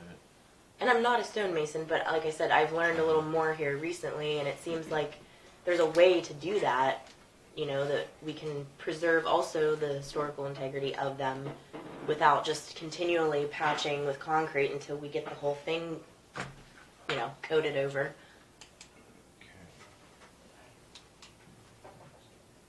And that's a question for someone when you get a location where you know there are 4 or 5 that they can do in a vicinity where their travel time is minimal between them, you know, and they already have the equipment and material local. Yes, I was looking back, and I pulled a spec from one of our recent jobs. It was in Barton County. We actually bid out to do a tuck point job, and it came back really high, and the county didn't have money for it, so they ended up going an alternative route. But reference that project and look back and see a typical tuck point on a limestone, just like your flat wall, so this wouldn't take into consideration any of the things that you may encounter with the arches and, you know, moving dirt to get to your wing walls, etc. But it's typically around $11, $12 a square foot is what I'm seeing for bids on the tuck pointing. Now, when it comes to replacing, I don't know. I can't give you a number on that. Right, because you'd have to bring rock in or stone, so that's going to cost more, right? And the labor, you know, would be higher then for that portion of it. But I think just the tuck pointing, I think we can look at that roundabout cost per square foot. How much money do we have? Do we have a budget for this, or do we just kind of prioritize them, send them all out for bid, and say, okay, we're going to do 1, 2, and 3? I think we need to see them on the map and see where we have 3 close together, because I don't feel like there's a point in getting 1 done. If you have 3 that are in a proximity where this person knows that they're going to bid on 3, they're going to work in that area, they can bring their equipment to that area, they're going to the same job site all the time. I don't think we want to do 1 over here and 1 on this end of the county and that, you know, pick your top ones that need done, see if any of them are relatively close to one another, and then I think we could bid out like a small package of them. Okay. I don't think we need to bid them all out. That'd probably be a waste of our time. We don't have the budget for that anyhow. And if it ends up being one bridge is the worst and it needs the attention first, then I guess we have to make that decision. But I would also take into consideration the culverts, because if you have one big bridge that really needs done, and you have 3 or 4 culverts around it on those intersecting roads, while that person is in that area, we may just fix that area. Then you're not going back to that area for years. You know? That's my thought anyhow. Do you have some input? No, no, it sounds fine. Do you do that now, kind of, don't you? If you're up by Hunter, don't you fix a bridge or something, and you had a culvert close by a smaller little creek? Do you try to do 2 or 1 or 2 or 3 at the same place? We try to get everything we can in the area. Yeah, because if you do 1 at Hunter, then you go to Westfall and do 1, and then you go to Barton 1, and Lake Wilson do 1. You know, you're all over the place. She's got a good point. If you could do it, it may not always be practical to do it that way. Right? You got to kind of. Well, emergencies happen, but given that as a special circumstance, the plan should be to stay in certain vicinity. Yeah, you got all your equipment there, your stuff there. I agree with you there. If you can do it that way. And it saves for prep work too, because if we're bidding out to a mason, we're not necessarily asking them to remove all the dirt that needs removed. We may need to send our crew to those 3 or 4 locations, clean out around the wing walls, cut those trees, get everything trimmed back and prepped. Then that person comes in and does their portion of the work. So that's county time and money and location changes for equipment, et cetera, et cetera. Last time you were here too, we were talking a little bit maybe about doing low water crossings, trying to do short stuff cheaper, like low water crossings if possible, and maybe putting concrete in the bottom or something. I don't know if that could wash. In other words, have you looked into that anymore and trying to come up with some? When we talked about the railroad cars, Michael, about Alexis and I went down to a conference where some of these counties buy these railroad cars cut in half, and they use them as a bridge. And Mike, you said, the culvert type. And so, if we can, like we've had farmers coming here primarily wanting, stuff fixed, and I know we have a lot of stuff going on, and we don't have a lot of money. So if we could do something a little cheaper like that, that would accommodate some of these guys, if we can do it that way, you know? Yeah, so like a low water crossing, they've got vented fords and unvented fords. So an unvented ford is if you're, it doesn't have a pipe. So like Water flows every time it 100% rains, over the top. water's going to go, all of it's going to go over, but typically the stream's dry. Yeah. Then you have your vented ford, so you could maybe size a pipe for just the standard flows. So if it flows a little bit during the course of the year, but every time it rains, it would go over. Yeah. We have designed some of these. Usually, if we do a full-blown design, we probably put some pipes in, do a concrete top, concrete side. Sometimes you'll get some undermining, so we'll go and drive some piling or some sheet piling down and then tie a head wall into it just to make it. Well, I was talking too about actually using them as bridges, the flat cars. Have you heard of the flat cars, of a train flat car being used as an actual bridge? To span the portion Yeah. where the... Yeah, they do that up in Iowa. Well, they've done it down here in Ottawa County. They're going to do it. We talked to the commissioner, and Mitchell County's going to do one. And you could go in them for $18,000, they say, and just put that over there and seal it in there for small areas. A flat railroad car. Yeah, and I got this website that I could give you guys to show you where they buy them from. A place. I think you guys talked about that. It was the same. Yeah, but if we could do that, it's. You're saying as opposed to a box you get one of them. culvert. Well, I know you're talking about those big circular railroads, which they're using for culverts, right? I'm talking actually, they have flat cars. They actually use them as a bridge. They cut them like in half. They're super thick, like 2-inch steel. And what are they putting them on? Pouring a concrete base? Yeah. Well, they're probably concrete on the edges of the creek, and then they use that actually as a bridge. I can show you examples on there. I'm not an expert on it, so I may be not sounding like I'm very smart on this stuff. But Ottawa County, I talked to the Mitchell County Commissioner. They're going to do one with here Ottawa County, and on this same issue. And that way, at $18,000, and it's cheaper than if we do $50,000. How long are they? Well, I don't know. I Well, can we show can you. do that. I can show you, and I'll send you guys Michael. I'll send you the webpage. And I mean, just some ways we can help do this stuff a little cheaper, maybe, and accommodate more people. And I know some places you can't. You got to do your regular bridge. Well, and we have two levels of problems. One would be our residential road, high traffic areas that need bridges replaced for the purpose of safety and handling that much traffic. Then you have your weight issues with your ag hauling, and those may not ever be used by your general public, but people still want to be able to transport their grain. Yeah, and 90,000 pounds of a combines. full grain trailer. Then you got to have a serious bridge. We know that. Right. Yeah. But you got some dirt road out here that two people use out, and where we all have them way up, and you can have a little water crossing, so this guy can get his 5 acres over there And they instead know of they're driving not around. gonna use it today. When Instead of it's driving flooding. around the section, Yeah. and if you could put that in, that common sense accommodation is what all I'm looking for. If we can do that, that's good, and that we're helping our people and trying to save money. Obviously, some places you can't do that. You got to do the full meal deal bridge.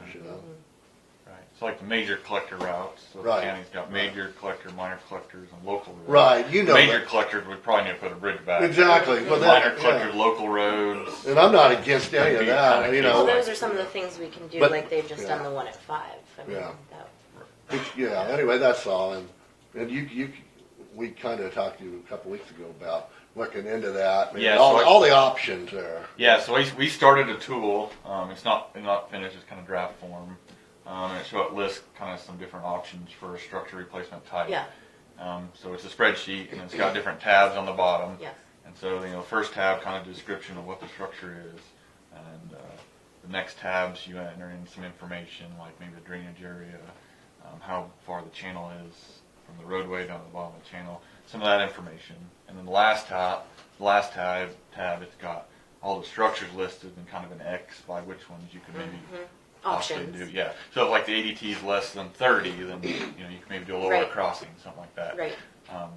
So we're working on it. I got sent to Mike. Okay. But you got it started. Yes, and it started, yeah. and we're getting close. And- We're yeah. just got Awesome. some fine details before Yep. we give it And to I you know guys. that's not an overnight project, and I think we have, in our county, we have an exorbitant amount of bridges, number one, or culverts, whatever you want to call them. And I think a lot of the issue is we've been taking everything as we see it in the moment. There needs to be a longevity plan for us, or we're not going to get very far. Because we cannot keep up with just doing everything as it comes to us. That's not even an option. There's too much coming down the pipe. Planning 5 or 6 bridges every year. Yep. So that no matter who is looking at this area, there's a plan in place. That doesn't mean you don't change it, but there has to be some sort of a plan of attack, so to speak. Yep. There's one of those Tanner. Yeah. Okay. I put maybe 2 side by side, and I wonder if anyone's ran a load rating on it. Well, that's just it. So we could. How I do think you we figure could. that? The Mitchell County was gonna, I don't know, I was gonna say sometime when they were gonna put, Do they have their own engineer? I don't know, but I was going to, I was gonna talk to this one commissioner when they're gonna do it here in a month or 2. And I told him when they plan to do it, get hold of me and maybe I'll get hold of you guys and we'll go out and watch how they do that, huh? That's a good idea. That way you can just see what's going That's a on. good idea. You know, and I'm not saying it's what we need to do, but it's another option possibly, you know. Right. If yeah, they said 18,000 for that. Well, that's a lot cheaper than what we're doing. Doing our beams. Yeah. You could use that web page there to find out, or Right. yeah, Railroad yard. Stillwater, Oklahoma. And they told me, I talked to these other commissioners, and they do that stuff quite often. Right. Right around here, Mitchell, and I think it's even Saline County. Yeah.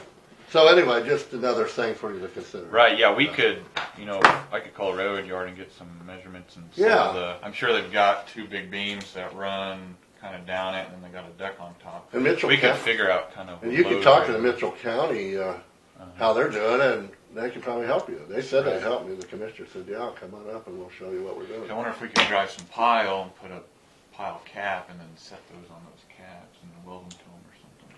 Anyway, yeah.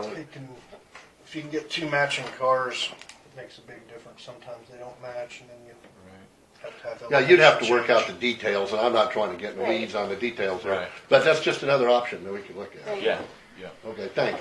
Yeah, I know some other counties, they do concrete beams, like a precast beam. Yeah. We'll just build abutments and bring in these concrete beams and set them in place. They're kind of expensive, in my opinion, but they'll set those in place, but pretty much you're doing the same thing, but you're putting a railroad car in place.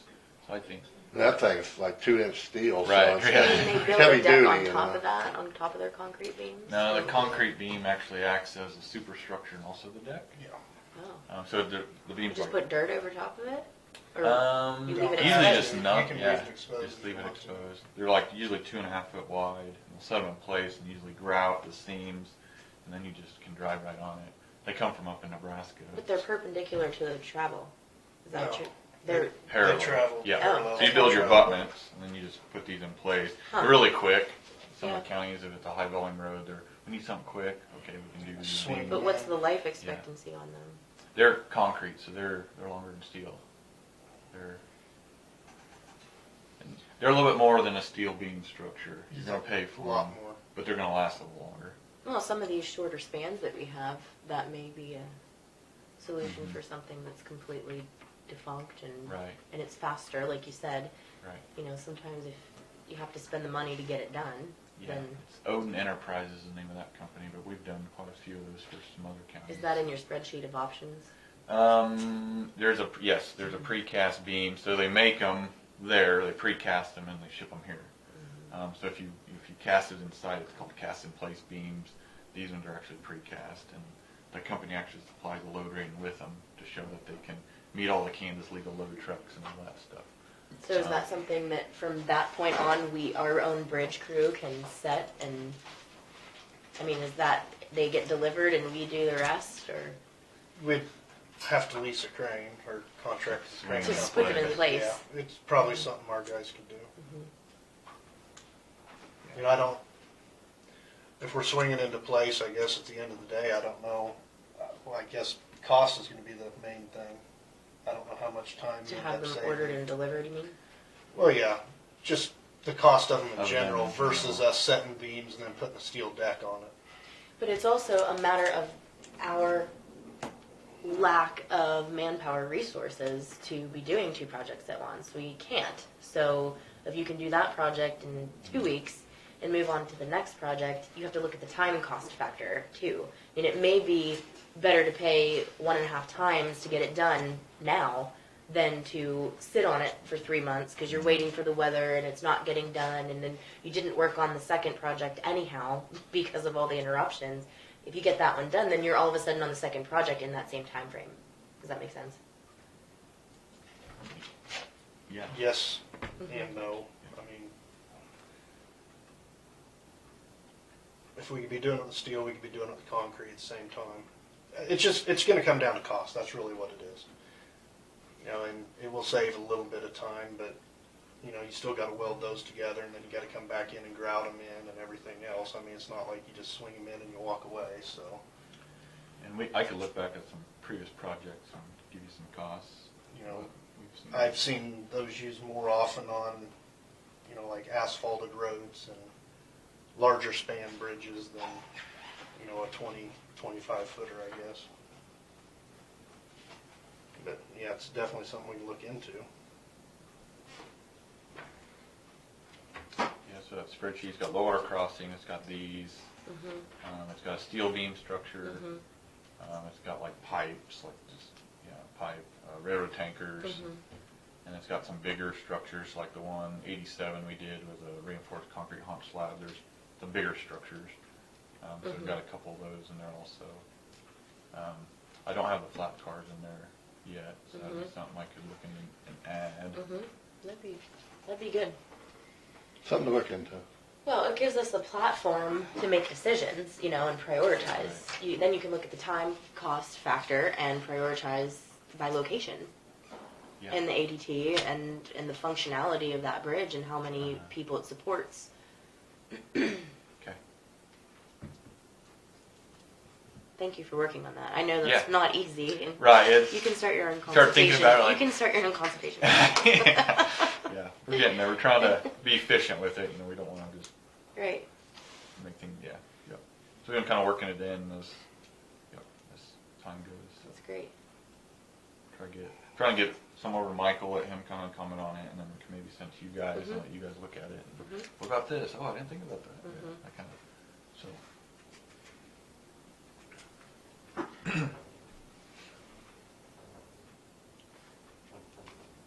Anything else, Michael? Yeah, I got a couple things. The D6 dozer's in the shop. They hope to have it done within 2 weeks here. Our Komatsu dozer, we are taking it to Topeka today. We got some issues with it, so we're down to no dozer at the moment. But they should be able to get it in right away this week and hopefully get it kicked out. They were supposed to order parts last week, and hopefully they're the right ones. So hopefully we'll get it back, but with perfect time to go down, if you can say such a thing with the rings, they wouldn't be able to. Who transports it? Our truck drivers. We have a low boy trailer. You haul it down there yourself? Yes. Yeah. Yep. Any idea what was wrong with it?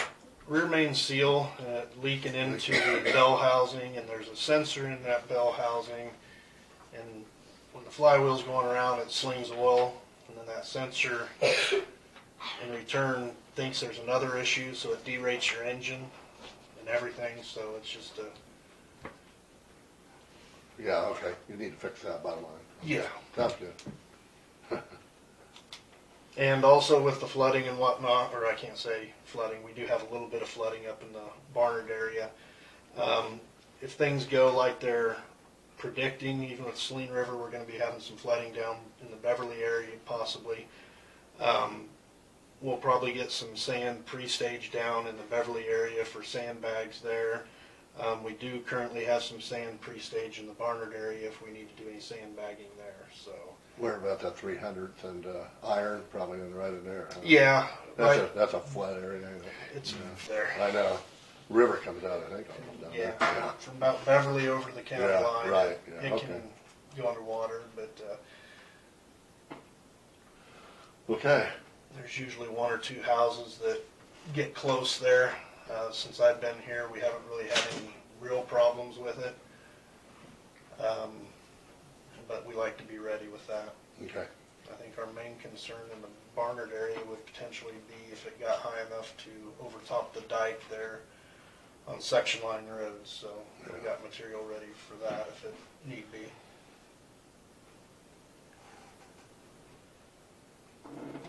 Other than that, that's all I have this week. Okay, so back to 120th. We just had a conversation a little earlier today, and some of that area, we need to decide what we're going to do with it. And then another issue that was brought to our attention is on Fox, the bridge just on the east side of 120th, right there by the cemetery. Okay. It has been washing over because of the rain, so I haven't been there, so I can't tell you my opinion, but I mean, you'll have to do some assessing and see what you think needs done. But we've kind of been talking for quite a few months now about this 120th road, and I mean, it's in my district. I think it's a high priority. It's highly traveled. There are some issues that we're capable of fixing ourselves. It's all about timing, and I know the weather is a factor right now, but that doesn't mean we can't have a plan in place.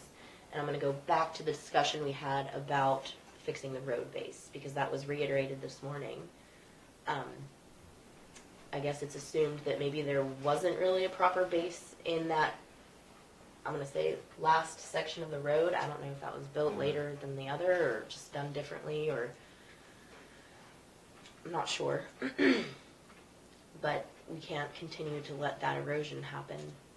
It's kind of it's gonna turn into a dire situation rather than just needing patched up, which is kind of what we've just been doing, is putting Band-Aids on it.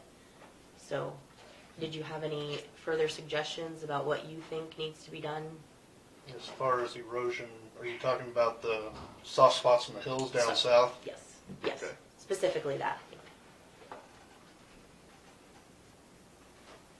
No, not really.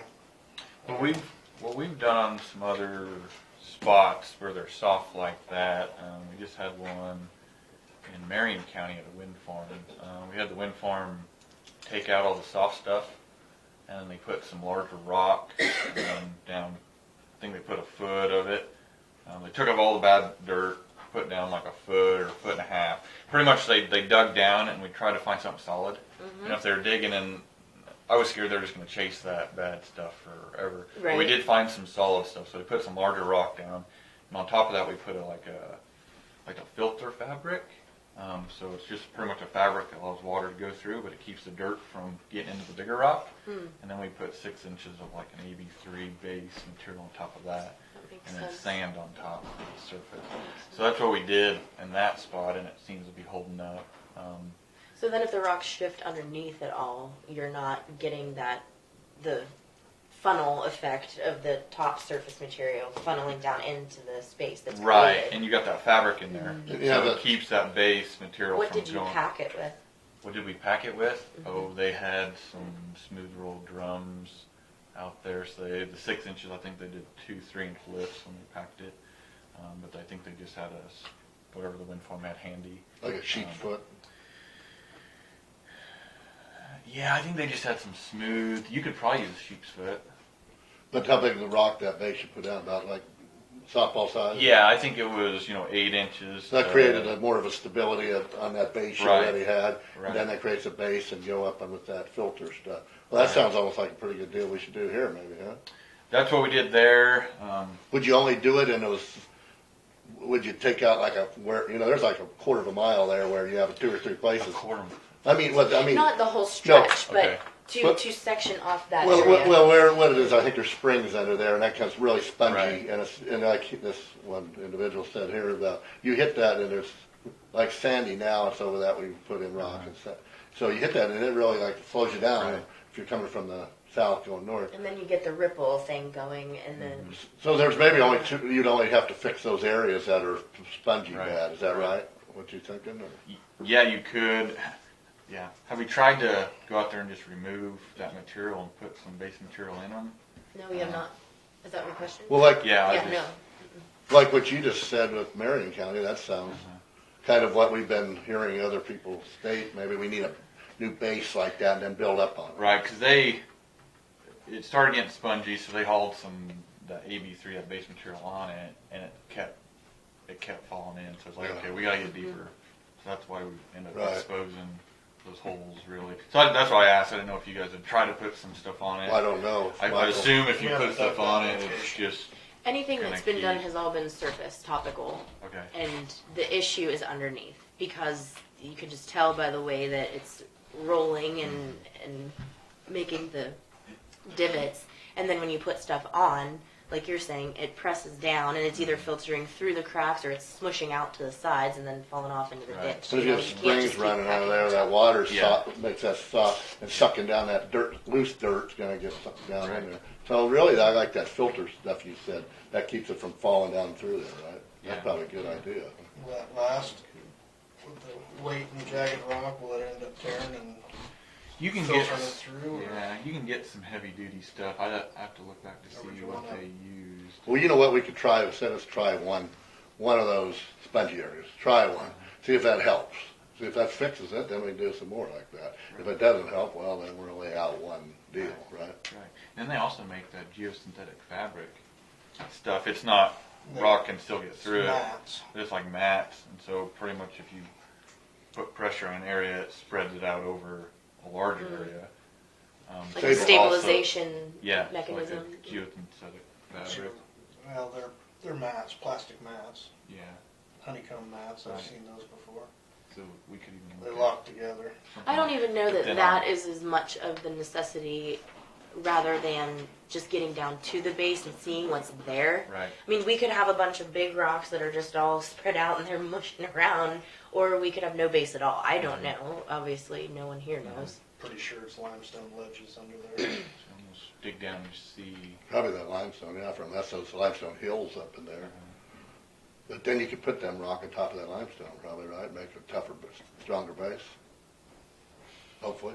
This is a road that goes completely the whole way through to the interstate. So, I mean, if it's going to happen, rather than do one section, I believe we need to just block off that stretch, however many miles that is, and say, it's going to be out for a month, and you would chart out and map and mark flag the areas that need dug up, and then come in one after the other. As the next one's being dug, you bring the base material in for one and pack it. As the next one's being, kind of assembly line it down as you go. And that's my suggestion. I don't know that we want to spend time doing one and then go back. Well, the reason I was suggesting one. I know, to see if it works. works. I know. Because if one doesn't work, what do you want to do? Well, we may a not. Mile of it. I thought you were referring to the mesh material. I mean, we obviously need to put some base material in there regardless. The mesh is a plus or an extra expense or help. I don't know. Yeah, the mesh just keeps the AB3 from working down into the bigger rock. Yeah. Like a filter there, like a. Mm-hmm. Whatever. I don't know what to do. I mean, how far is that area that needs fixed? From everything I've been told, I mean, and I've driven not in the past couple weeks at all, but so here's Fox. Between Colt and Elk. Colt and. Yeah, but it's basically, I mean, there's a stretch just through here that. Right down here, Colt. Yeah, here there's those especially. hills. There's a windmills there. Yeah, just north of those windmill entrance. Right here's About- Colt. Right there's Colt. Right There's almost a half-mile stretch. It's 120th, so it'd be right here. What's the cost? Right in of that? there. Do you know what the wind farm had paid for that? No, they pretty much just did it. They had a bunch of that material on site. The county did it? The well, wind farm did it? Well, we had a road maintenance agreement, so they were actually doing all the maintenance on the roads. So this was a maintenance issue on the roads, so they're responsible for it. Okay. So that's what they had a bunch of rock and fabric and all kinds of stuff on site. So Are we going to be affected on this portion of the repower? No? Their entrance is on the other side, south of Okay. the issue we had. Yeah, but they are going to use county roads to get their stuff in. Well, I would like to see that kind of on paper, what we're going to plan to do there, because something needs to be done. I get phone calls on that regularly. There was a guy that got stuck just south of, he's in that area, just on the west side of the road. It's definitely becoming an issue. And that whole road, the entire length of it, up to 18, needs some constructive criticism from the supervision on the operator, if you know what I'm saying. There's some issues with the crown and just how the entrances are being maintained to people's driveways, things like that. You know, we're getting like the wobble when you drive, and here comes a connector, you know, driveway, and it's like up over, and then there's just, I don't know how to address that. I mean, that's not my job, but I'm just telling you it needs addressed. So the main issues are those, like on soft spots. Yes. There's also, I remember looking at the slope, the vertical slopes, and Well, you had talked to us about a grand plan of reshaping, but I don't know that that's going to be a possibility as much as getting a better surface maintenance issue, you know, program going for that, so that we can have drainage regardless of the slope being redesigned. You know what I'm saying? Right. So our main concern are those soft spots. Yeah. Okay. Yeah. Yeah, because by the time anyone's traveling south on that road, you're just kind of zipping along to get to the highway. You know, I mean, the people that live right there, I think they're very aware, but people use that as a throughway from the north all the way down to get to 70. Mm-hmm. Okay. And we were talking earlier, there's a bus issue there, and then we have grain being hauled. You know, I mean, you're going to have heavy trucks and semis, and it's a very highly traveled road for that area. So that we'll definitely have to factor in if we're going to close down a section of it too. You know, you don't want to do that on there. During harvest. Right. Wouldn't do it now, right, or before harvest, obviously, not Right. now. Right. Even now, till harvest, just a month from now, you could be harvesting easily. Probably But I think you can do some pre-calculations on, you know, if you go out there and map out your sections that need torn up, if you just estimate total amount of base layer, what the cost would be to purchase that and get it hauled in, and then, you know, do the ripple effect one section at a time until you get to the end. We'll have some logistics to figure out there. Yeah, Might even have to do yes, some I test would digging. suggest they look into the We have logistics. fiber optic in the road that we're going to have to deal Right. with. I don't know how they're going to allow us to rock it. Okay. We'll have to do some looking. Who's Okay. that, Wilson? Yeah, do Where, some. how far west do they, or how far east do they go? Wilson? I thought they didn't go that far. You go to Sylvan. But that's east, Oh, west, oh, or west. that's east of me. Oh. I mean, Vesper, I think. Probably Vesper's about one- as far as east as they go. No, they go east of there. They I don't think come to to my that mile. place. They I go to wish they come that way. 130th, I think. okay. I don't remember if they, during that project, they went around the corner from there or not. But I know Okay. 130th's on it. Yeah, they're not as far as me east. I know that. When did they do this in Marion County? Recently? Yeah, probably a month or 2 months ago. So they We really had all- haven't had, they really haven't had too long to Right. It has. determine whether it's going to stabilize that road. Right. Yeah, we had all those big rains, and we started getting all those where the water follows a vein, and it shows up in the ditch. And Yeah. there's some Is that spots the first showed up. time they've tried that material? The first time that they tried The mesh layer? Yeah, and we've done that on some pavement projects. So like Kingman, we're doing the main street through there. We had the same issue, and they came in and did kind of the same thing. Put down that bigger rock and that mesh, and then your base, and then your pavement. Wind Farms built all their roads down here with it, doing it that way. Rolled it out on every stretch of it. We just gotta make sure who is grading the road knows that there's mesh there, so you don't gouge it. Rip into it. Right. Right. So Even we gotta be catching aware a of that rock too. will rip it and stuff like that, you know. So maybe It's tough to use on a county road that gets bladed a lot, but in those pasture roads where there's no maintenance for the most part, I think it works better. And you could increase the cover too. Instead of that 6 inches, you can go 10 inches or something too. Could go deeper, Well, right? I think one of the things you can test, Spot, would be to get down to the base on the edge of the road and see what we're dealing with. On one of the worst spots, just go ahead and, you know, barricade off where where it would have eroded and just dig down and see what's under there a little ways. Expose it and see how far Yeah. it goes. Yeah. If it goes really far, I mean, then it's. Then we might have to change our plan Right, of attack. right. We don't want Yeah, to get it right. all opened up and then decide that we don't have the material or the resources to fix it. But you could Can we definitely. core that? So you have a geotech come out and actually core it. Yeah. Would that tell us, I don't know, did they tell when they hit a base? Yeah, they would tell you where they hit like shale or rock. So like when we core bridges to figure out how deep we need to drive the piling and all that stuff. I'm a little concerned about starting digging.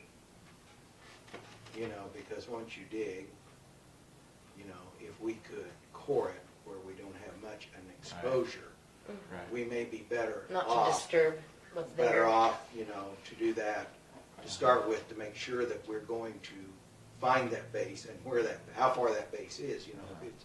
If it's 4 or 5 feet, it's not something. But if it's 15 feet, Like you're we've got a chasing problem. this. Right. Right.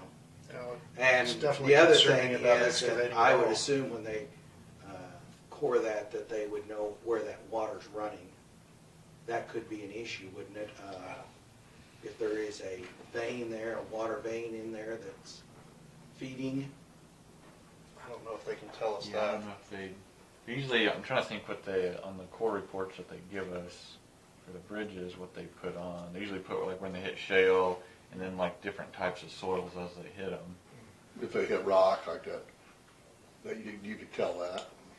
Yeah. What yeah. type of rock? Yeah. So if they got it Yeah. like a rock They foundation, bring a sample out the whole. and like limestone, like you said, Michael, they may have a base of limestone, which is a lot in these hills out there. Then you know that would be the base. So if they hit limestone, that would tell you And that. then you know how deep you have to dig as well. Right. Mm-hmm. Maybe we should do that first. That'd be the simplest thing to start, huh? The cost-wise, it's going to cost, but certainly it'd be a lot cheaper to know that before we Right. start Yeah. backhoeing out a section of road that, once you move that dirt, you have to get it stabilized again. I mean, Right. that's just the way it is.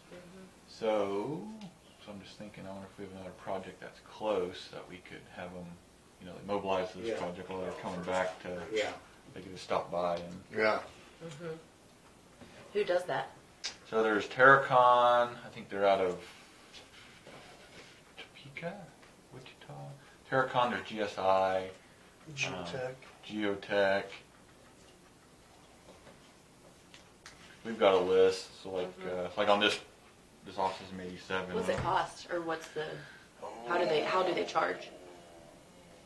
It's like per hole. we usually tell them, we want you to drill so deep, and then they're okay, we're going to drill so deep, and it's a lump sum for that, and then it's going to be so many dollars per foot after that. So give us. This we could maybe just, So I mean, are we talking in the thousands? Are we talking? yeah, so let's see, I'm doing a bridge down in Clark County. It's $10,000 to go and punch. How many? So they're doing, usually these KDOT jobs, you gotta do one at each abutment, one at each pier. So there's gonna be 2 piers, so there's gonna be 4 holes. $10,000. $10,000, but it's a lot further down to southwest Kansas than from Topeka. For Here travel. it's closer. So that's if you could get some of the mobilization. Are all these companies out of Topeka? There's one in Wichita, Terracon, and Garden City, and maybe Wichita. But a lot of them are more up in the northeast because there's a lot more work up there. But they're kind of spread out. So like on this one, we told them what we wanted. And we send out an invite to bid to all of them, and then they submitted their bids. So, and then we ended up selecting the lowest responsible one. So we did it there. But I wonder if we could find a project that's close. I'll have to talk to some of the other guys that they're doing the geotech, and we just have them come up here, and then mobilization would almost be covered. That would be convenient. Yeah, we If even you can talk- think yeah. about that, we'd appreciate Just to keep knowing some what our costs. options are.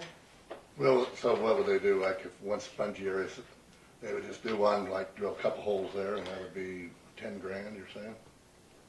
It just depends how deep they go. If they only have to Yeah. go, if they hit 10 bedrock feet. at 10 foot. 10 then- feet. Yeah, so I assume it's probably, Well, we don't need them drilled to bedrock though, would we? yeah. And now I'm thinking, 'cause Not through it, right? we've got a core machine, but it's for like asphalt thickness. Well, I'm thinking if they just hit rock, quit. I mean, Yeah, you solid don't want to rock. dig it out. You No, just want to know we where just want to know it where is. the base is so we can go, we don't want to go, Yeah, we've got a core machine, but it's for like, some of the counties want to know how thick their pavement is. Like, do we have 3 inches here? Do we have 12 inches here? So it's only, I think it's only good for like 2 foot. That I like- rock's in there in layers though, you know, Yeah. you're dealing with a hill here. The elevation, if we drilled up here, might hit rock at 3 feet, where we could drill down here and it might be 15 feet till we hit rock. Right. You know, it's all sitting in there in layers and we're dealing with a hill to begin with. It's Yeah. not like a flat approach on a bridge right, uneven. where I know.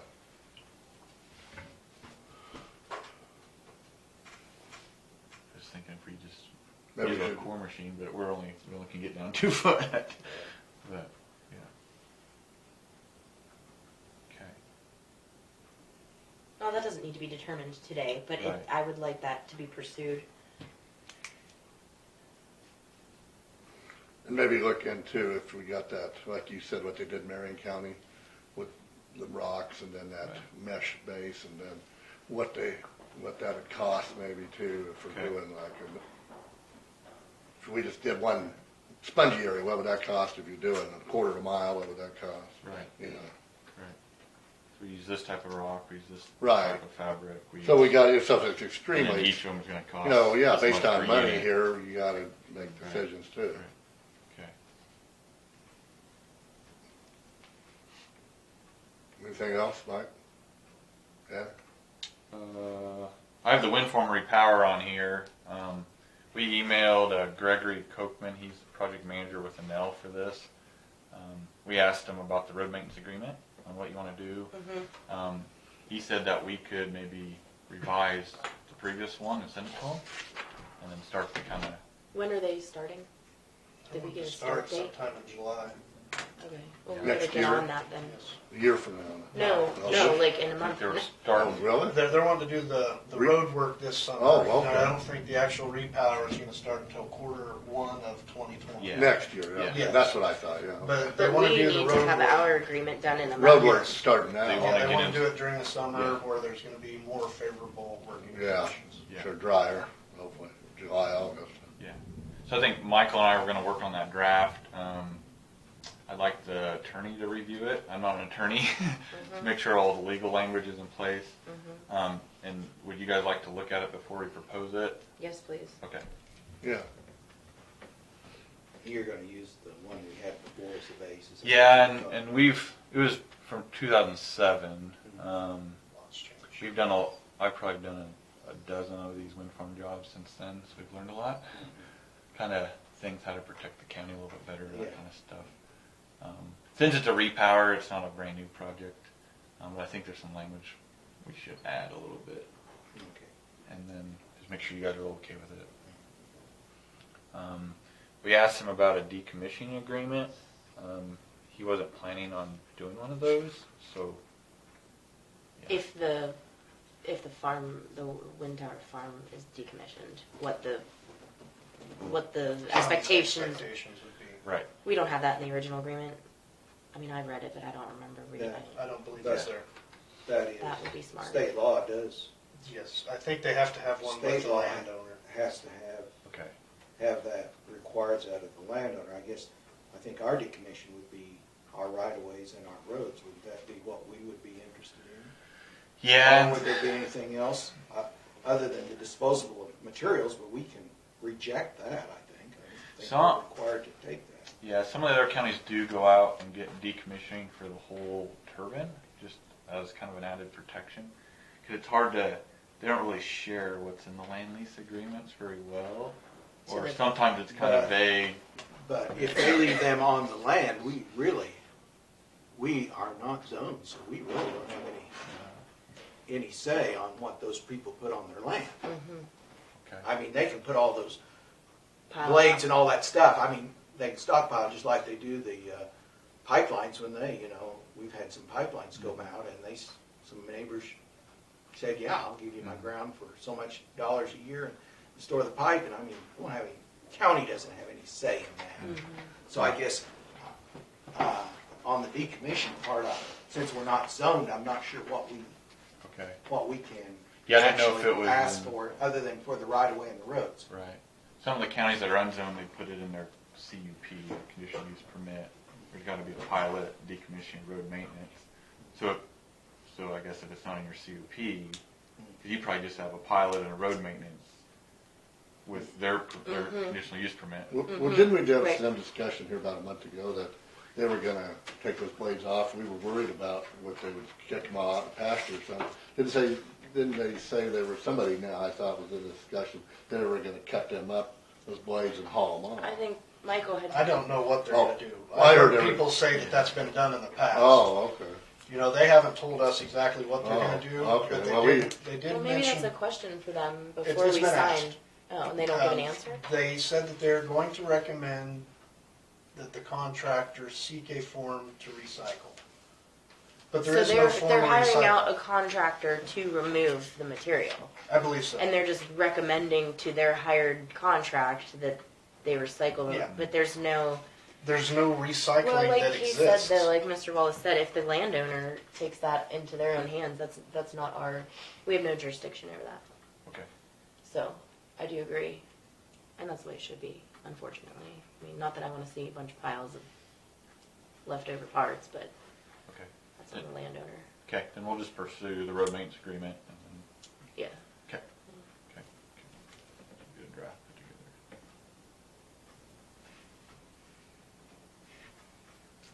Okay. I guess the only thing would be that anything that they had put in that they would want to remove from our roads, Right. such as, that they put some stabilization planks down, didn't they, one time? And we had them removed, right? How was that thing? I believe over some culverts they Yeah, do. yeah. And those are out, which we'll have to inspect that. Yeah. And protect that in the next phase. For the pipelines, I don't remember if they left the mats over the pipelines. I just don't recall that those got left there or not. But, the utility companies will have to be involved in this too, based on the loads and everything that are going to be coming through. So they'd have to return everything back to pre-existing conditions or better. Yes. And then any improvements need to be approved by the county. And the good thing is we was able to work out 2 of the turning radiuses off of 290th to be permanent, where they're able to reuse them in the future here. So there won't be major modifications that I foresee at any of the locations right now. Okay. Thank you. Yep, thank you. Appreciate your time.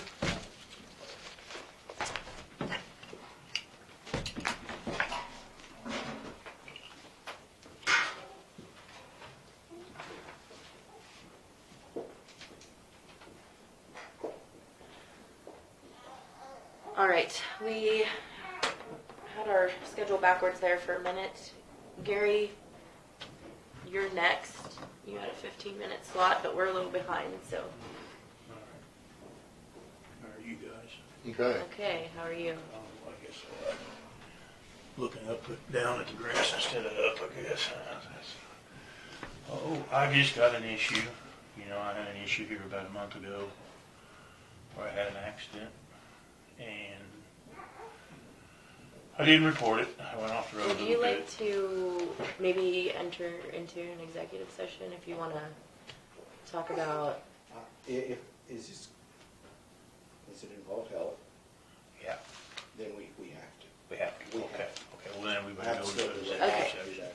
For your protection. Yeah, we better, Aljo, just try to explain this all so we can get this figured out here, okay? All right,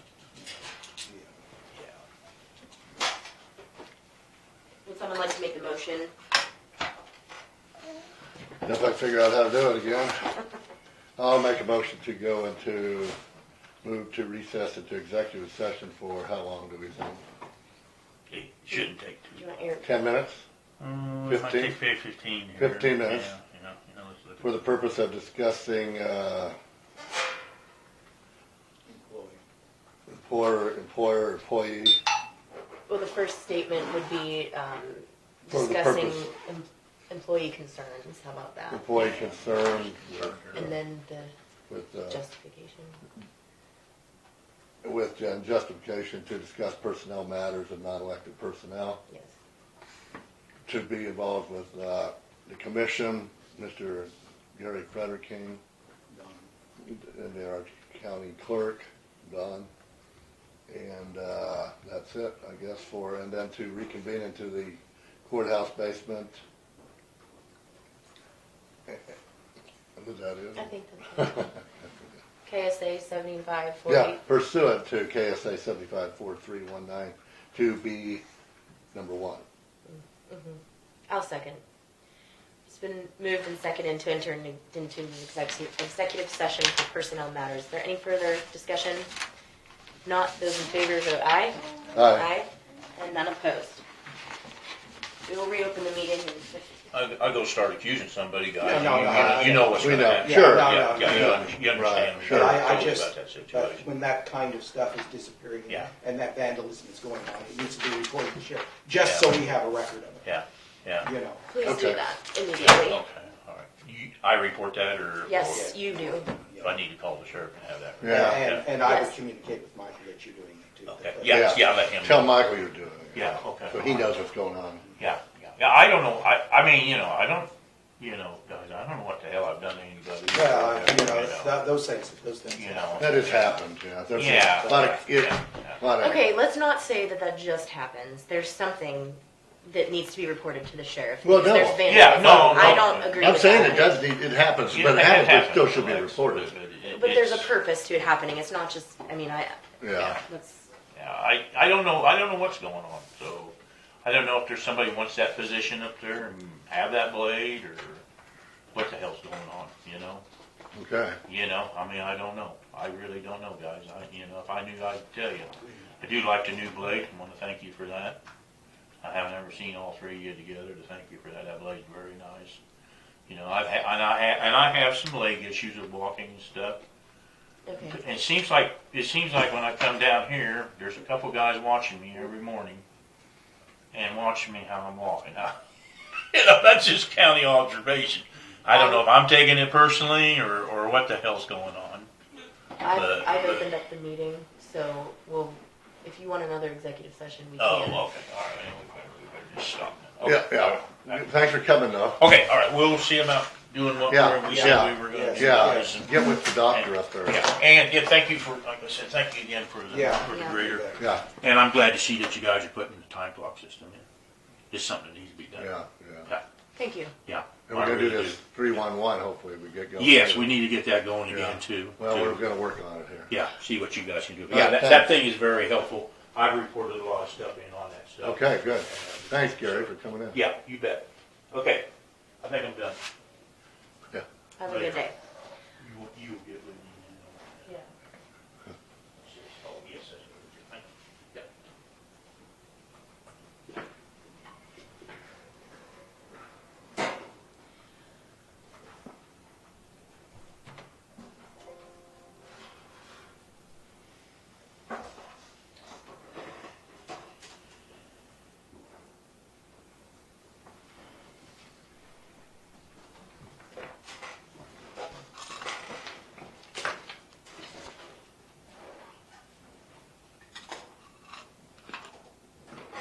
Don? Yeah, I think she's catching up on minutes or something. Okay.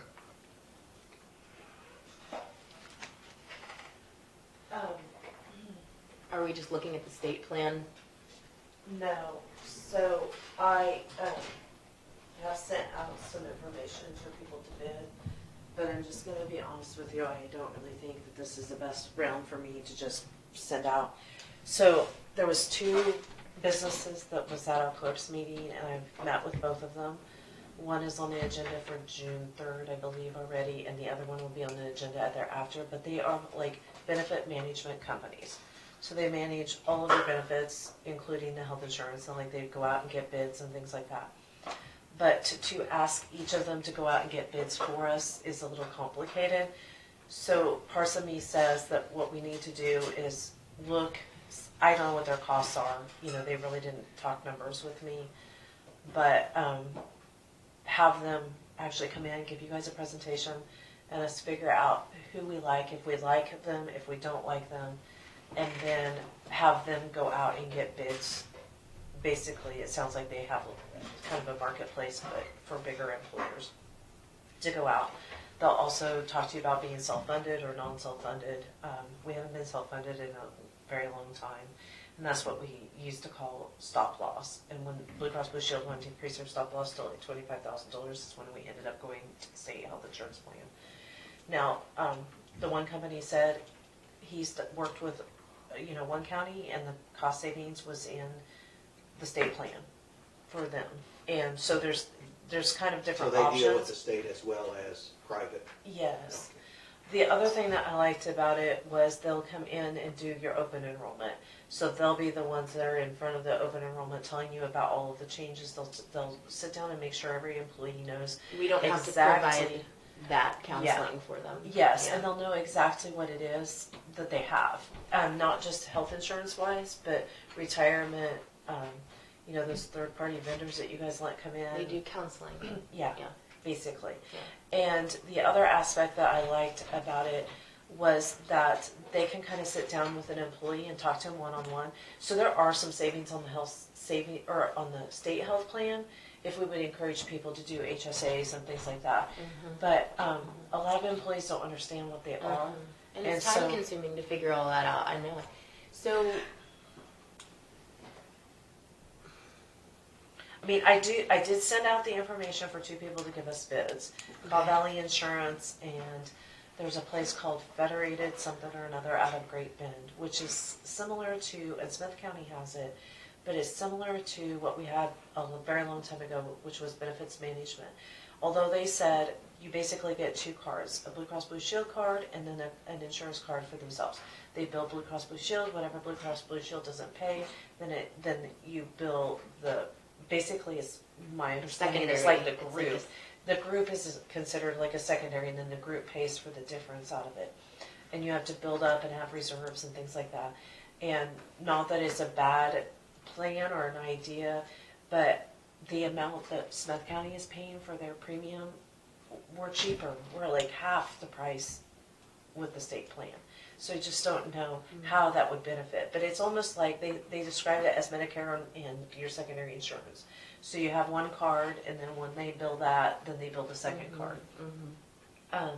Now, mind you, when I got the Smith Center's numbers, they're primarily over 50 years old. So they're an older plan, so their costs are a little bit higher than if we have younger people on the plan.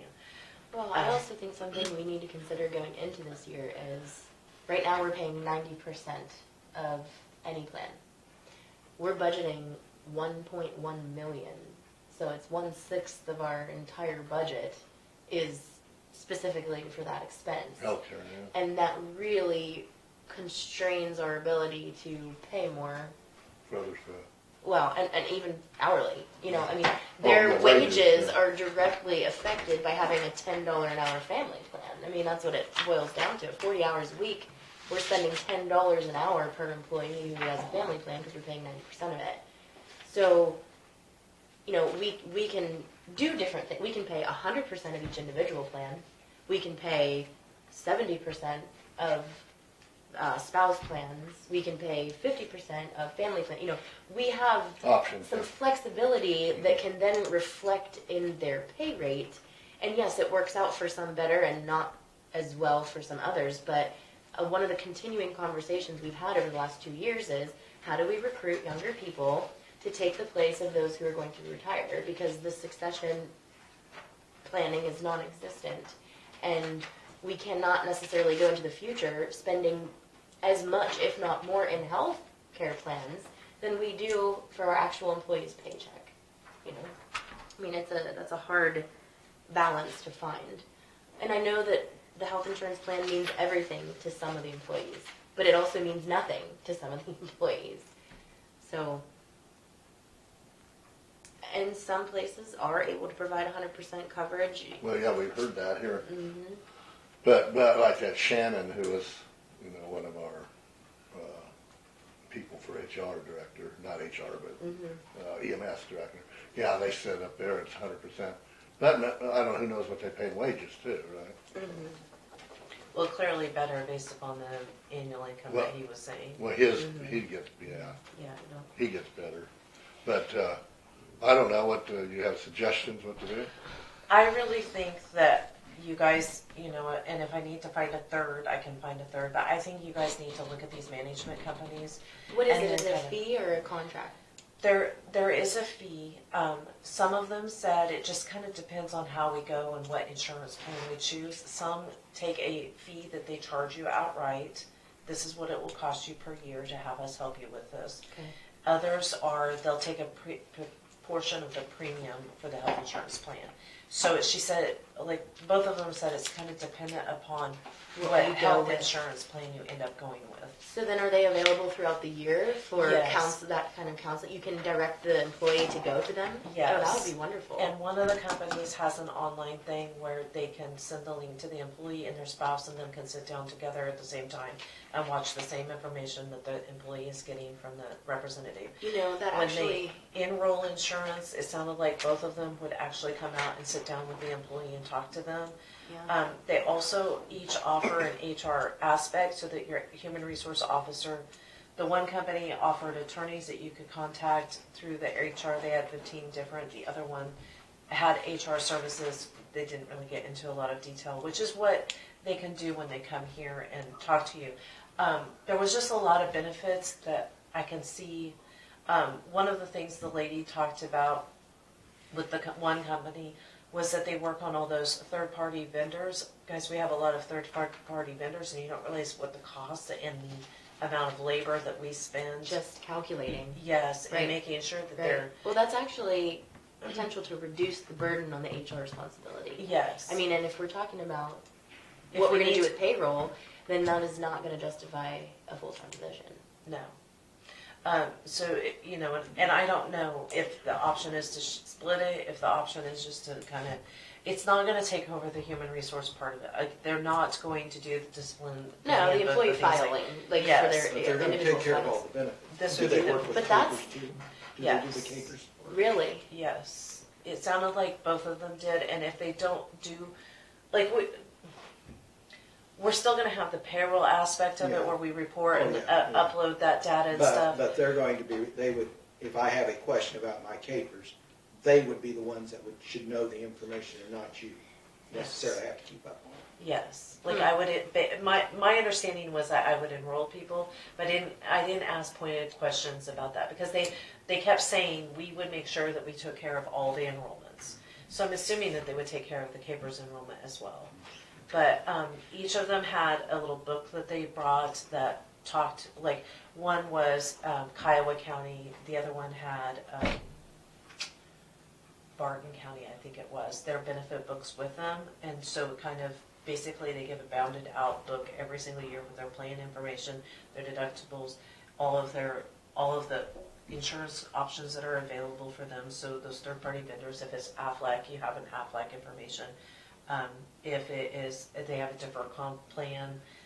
So basically it kind of gives the employee, this is what benefits are offered this year. This is everything that you could take or everything that you can't take. The one company said that they worked with anybody that had less than 5 policy members, that they work on getting them billed through their homes rather than billed through the county type processes. But it's all in a matter of what it is that you guys want. But I will tell you, it's hard because we sit there and we shirk vendors away constantly until they figure out that all they have to do is get on the agenda and talk to you guys. And then in the past, they get on the agenda and sure, alone talk to the employees. Well, that all takes county time. I mean, do you have the employees, do you require them to meet with them on their own time? Do you require them to use their leave time? Right. So that's kind of why we've been doing the Columbus Day training Right. thing, but it kind of can turn into a nightmare. So I don't know if this is an option. It's I certainly think it's one to pursue. Are they working on a percentage of our benefit plan. She said it varies depending on what we choose to Yeah. offer. I told them to come with prices for you guys because they really wouldn't tell me how much they cost. I mean, I can contact some of the counties that they said that they were to see what their cost is, but I think it depends on how many, what plan. But they said either you could pay contractually and just pay them X amount of dollars per year and they would manage our benefits, or if you had, and I took it that if you had something other than Blue Cross Blue Shield where you had a managed self-service or self-funded program, they would take a percentage of the premium. And I want to say like Smith Center's example was if they billed out, say, $2,000 for a plan, then the cost for them was $20 or 200. Yeah. Look at Kiowa County. I think they're not too much larger. They're probably a little larger than we are. Did you say Kiowa? Kiowa is Medicine Lodge. No, that's Barber. Down south. That King. It may be. Yeah, it may King be. Moon or something. Yeah. No. The Kiowa may be bigger. They may have a big town in there actually, but they're down there somewhere, southern Kansas. They both had really good points. They both approached, talking to me in a different mannerism, what they feel like is important and what isn't. How many counties do either of them serve, do you know? They didn't give me firm. They just kind of started naming off, and to be honest with you, I didn't have pen and paper. But they do, I mean, this is their field. I mean, they already are doing that in other because I'm thinking what you do is you take the contractual line item of the HR budget and attribute it to that. We can literally budget out of HR. Depending on what we have to do with this new position, we can budget out of it and use the contractual line item to cover that cost. Then we can see what we have left for how much time. Depending on what the payroll situation ends up being. And they said neither one of the companies go out and redo the insurance. Like if you get insurance through them, they don't do it every single year. If they can do it every single year, I think that will drive the price as to what it is that you guys desire to go out and check for information. They said It's 2,500. Is that what you meant, population? Kiowa County. 2,500. Yeah. So they're similar to us. Yeah. They said both Blue Cross Blue Shield and Aetna, they can get information from our claims usage. If you start to go out to a third party, we're going to have the employees fill out a health questionnaire, and then So there's a lot of work that happens. It makes me feel more comfortable to sign a shorter term contract when you have a company like that because they can be doing the searching for you in the interim.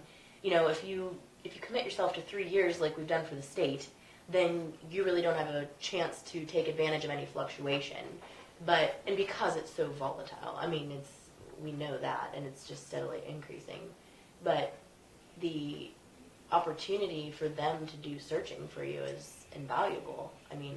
It might be something you want to go to a self-funded plan then. What they both said was 5 years is what they plan for it to pay for itself. So you budget high for 5 years, and then after the 5th year, you should have a pretty good reserve balance, and then it can reduce. All in all, I think we have a healthy plan. Yes, we have some highway workers that are a little bit higher up in age, but I don't hear employees talking about their health issues like we used to have for a while. So I don't think we have a lot of cancers. We can take advantage of not having to fork out a lot of big medical expenses, making our risk go up. That's self-funded, is it? If you have a couple of those years where you have 3 or 4 of them, you're sunk. I guess no bigger than we are. I'm a little afraid of self-funded. I really am. Well, I just thought that. But Just I would that say small group, you have such a small group, if you're in a large group, I think it works a lot better. And I told them both that our prescriptions are our number one employees' concerns.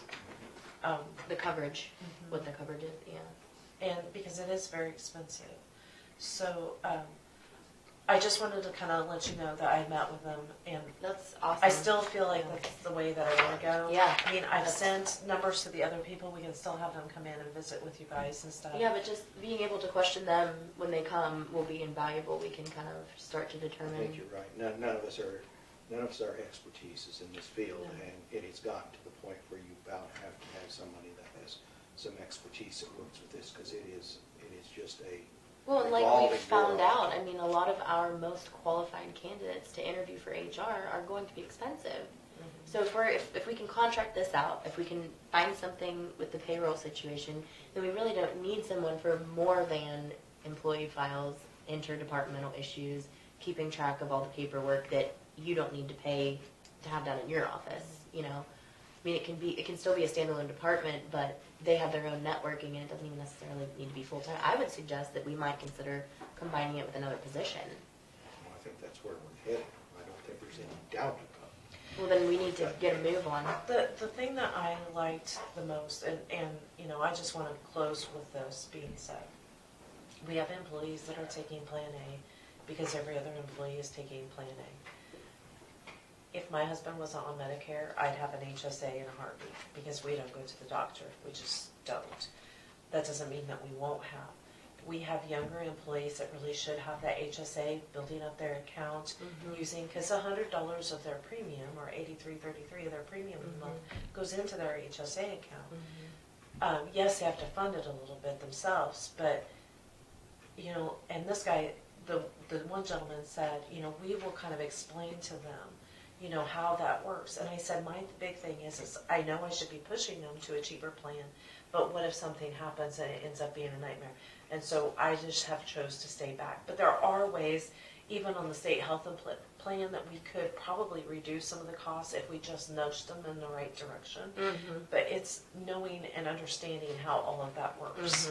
That is, and like you said, to have time to do the presentation, there's a lot of question answer. That takes a lot of time. I mean, we know just from these meetings, to do a back and forth is a lot more involved than to watch a presentation. And at the end of the presentation, you don't know if they get it or not. And it's not their fault. It's just, it's information that you're not dealing with on a regular basis. And yeah, that's definitely nonetheless. Thank you, Dawn. a good option. Doing that. Yes. Yeah, Don, thanks. We'll plan on getting them on. They all know that we kind of are in a crunch. I had told them probably by July we wanted to be making some form of decision. So I think they both were going to try to just get through the Memorial Day weekend. He is already on the schedule. I'm going to try to put her on a different day just because it gives you something to think about, and then you can think about it a little bit longer on your own. But with that being said, you know, they both know that we're kind of working towards something, and then once they visit with you, you guys make a decision. If you want to go this route, then what I would say is that we'll start working on if we need to have health questionnaires completed by employees or not. And of course, whoever it is that does that will help with that part of it. But anyways, okay. Thanks, Don. And then, did you guys want to review the other job descriptions that I had for HR and the ambulance, or the job descriptions, but the applications? I guess, I really think that we might call the guy from Missouri back, or maybe you just visit with him and tell him that we have an HR position as well, and we would like to combine them. I feel he has the administrative experience, that he might be able to do that, and I think that, you know, I can see that being one job, and I think we could, well, it would save any money, but we could probably offer a decent salary. A better, yeah. So but I guess that's my suggestion, Yeah. is we call the guy from Missouri and Yeah. see if he would be interested in, and you could email him the HR stuff Yeah. and say, hey, you know, we're kind of stuck here. You know, would you be interested in coming back and interviewing? Or I do not disagree. The only other thing I wanted to mention, you know, we just heard this morning just briefly about the emergency management position. You know, we are one of the only small counties to have that as a full-time, unabridged situation.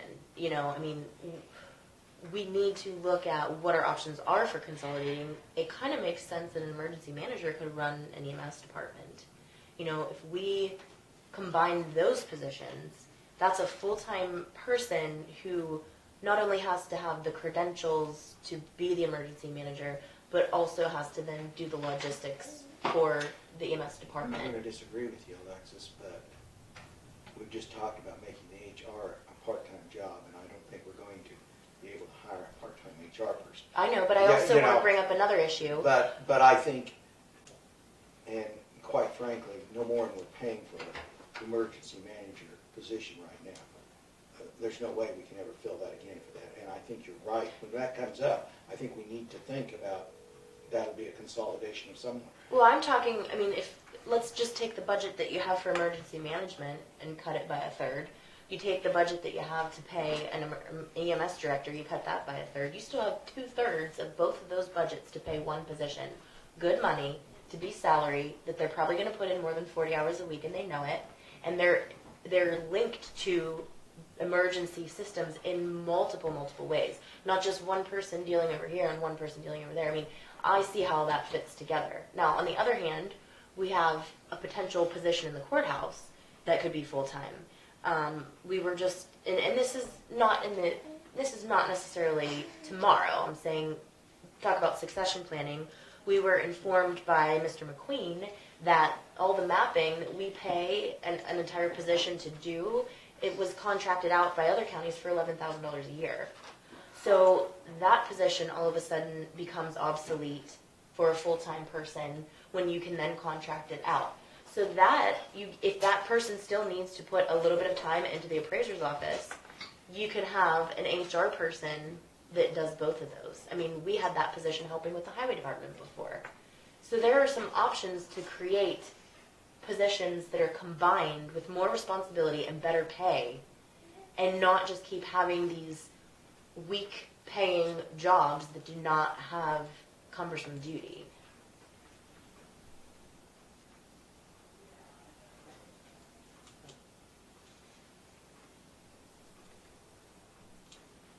Well, back to Al Joe said, do you think we should contact that guy in Missouri?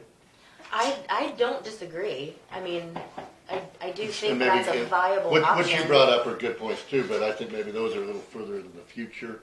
What you, like you were just talking about. Well, let's just say someone in the appraiser's office retires. That does not necessarily need a replacement as much as it needs a contract. You see what I'm saying?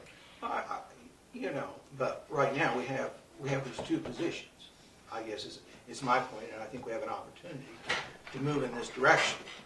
Do I disagree? Yes. If when another vacancy comes open, I think we have to look at combining them. But right now we have HR and we have ambulance, and they both need filled immediately. And I think what you just said, contact this guy and see if he'd be interested in taking both. He's the only person I have seen that interviewed that could do both. And he could. I agree. And seemed like he had a lot of management experience. Yeah. He could help you out on a lot of this other stuff, and maybe us out, because we have a lot of stuff going on. And we need that person to be reporting to us directly. Yeah, I mean, it's the only way to stay informed. And we have a lot of stuff going on. He could maybe do some more legwork. Then it doesn't have to be a filtration process for every other department. I mean, that's a lot of extra work. Let's talk numbers then. What do we have left in the HR budget, and what do we... I want to interview. We did interview. But we're going to have to talk to him about HR too. Well, we need to know what our numbers are, I think, so we have an idea. Let me go get budgets. My concern is, wasn't this the same scenario where they applied because it was part-time? I don't think that person applied because it was full-time. I think they applied because we advertised it as part-time, right? I think he was wanting a full-time job. No. Okay. Because the message that came back was, excuse me, sorry, was that he had visited with his wife. He was wanting something full-time. Okay. But if it wasn't going to be full-time, then he would like to be able to, come and work 3 days and be off. Yes, I remember that. Yeah, have a specific schedule. And you want to go back to his lake house. Okay, so let's still talk money, though. I mean, can you tell us what we have left in the salary line item for this year? Well, if you combined EMS with HR, right? Right. I mean, what we were paying out, what we had budgeted last year was, I believe it was $21 an hour for 20 hours. No, wait, 24 hours. It was one shift. So we had... For EMS, right? That's what we had in the budget. So it was $21 And with an that- hour for 24 hours. And with that 24 hours, he's also supposed to go on Do- runs But If a also run do came the- in while he was on, that was his and also do shift. director work. But he was supposed to do paperwork. And, Paperwork and manage the people. right, but it was only for one day a week. It was Yeah. one 24-hour shift. Part-time, yeah. Yeah. And instead of it being, Then if we had HR, what was we paying HR? Or what was the well, budget? we line itemed we were total budget at about 40. And we had line itemed out, like, I want to say like 8,000 for contractual and then a few thousand for, I think it came out to about 30 in salary. You know, it was like 8,000 for contractual and 2,000 for supplies or something like that. But we've already supplied the office. We've already taken out salary money to pay for for the clerk's department doing their job. So what we have left for the end of the year is what we have left for 6 months of the year. But then budgeting for next year, we'd rebudget. we don't necessarily need that total budget for the HR because we want to, I would say we use the contract line item to pay the company that's going to manage the benefits. We potentially leave the payroll in the clerk's office if they decide to do that. Dawn would still do that. I mean, we have to talk to her about it. And then you're only asking someone to spend about 20 hours. Then what HR wouldn't hardly do much. Then, Well, what they're going to do is they're going to keep employee files, which we've never done. I mean, I shouldn't say that in that manner. It's not that it's never been done. It's never been done properly. Had an overview over. Well, you have to keep the complaints, you have to keep the evaluations, you have to keep the deduction information. Okay. You have to keep their certificates.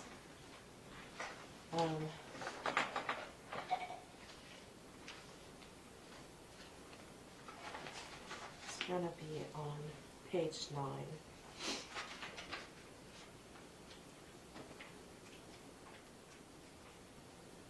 Oh, yeah, because we've been taking out contractual.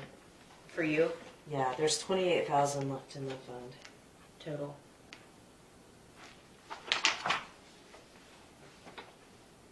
That's for The HR payroll budget. clearing?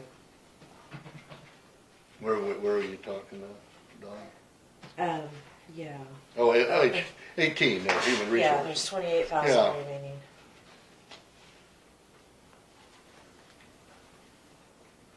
I didn't think it was that much.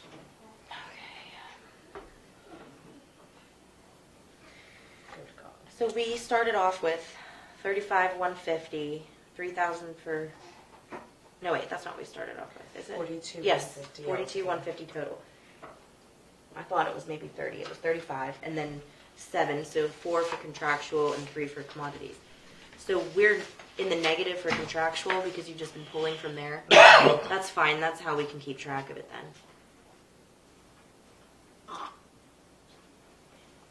I didn't think it'd been that much. It's not all me, I don't think. Well, that's several months though. I mean, That's true. Is this mine? Yeah, that's yours. that means that we've spent that amount, which is what, 10, 20, not even 10,000, right? Yeah. Last month was higher, but last month was also a very long month. But when did we not have an HR person? February? The end of March? January. January. So, okay, so for 4 months then, February, March, April, and May, let's say. Not quite. And we're paying it out at a higher rate. Yeah. So, I haven't worked as much this month as, I mean, I will towards the end of the month, but I haven't worked as much. I've been just trying to be less stressed, but it doesn't always work. Think of everything during the weekend, but I haven't got done.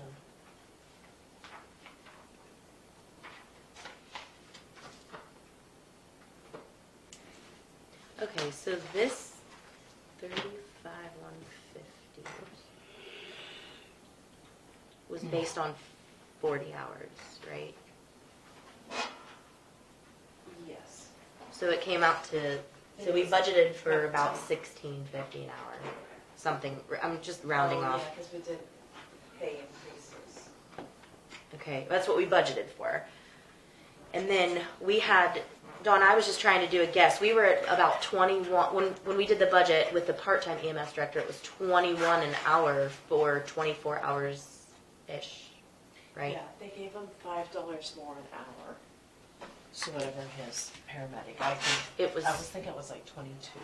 I think it came to 21. Whatever, I'll just use that as a round. Okay, so if we did, what's half of 2080? 1040. So at part-time then, at half-time I'll call it, it was 21 times 1040. It was 21,840. Okay, so let's say we approximately budgeted 22,000 out of the entire EMS department for the director.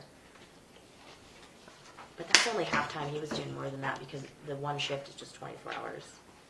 Maybe I should do it at 2/3. Yeah, I mean, depending on what you thought.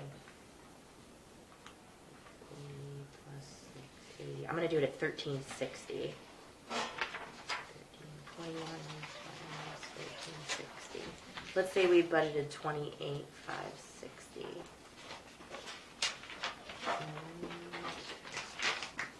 32,467.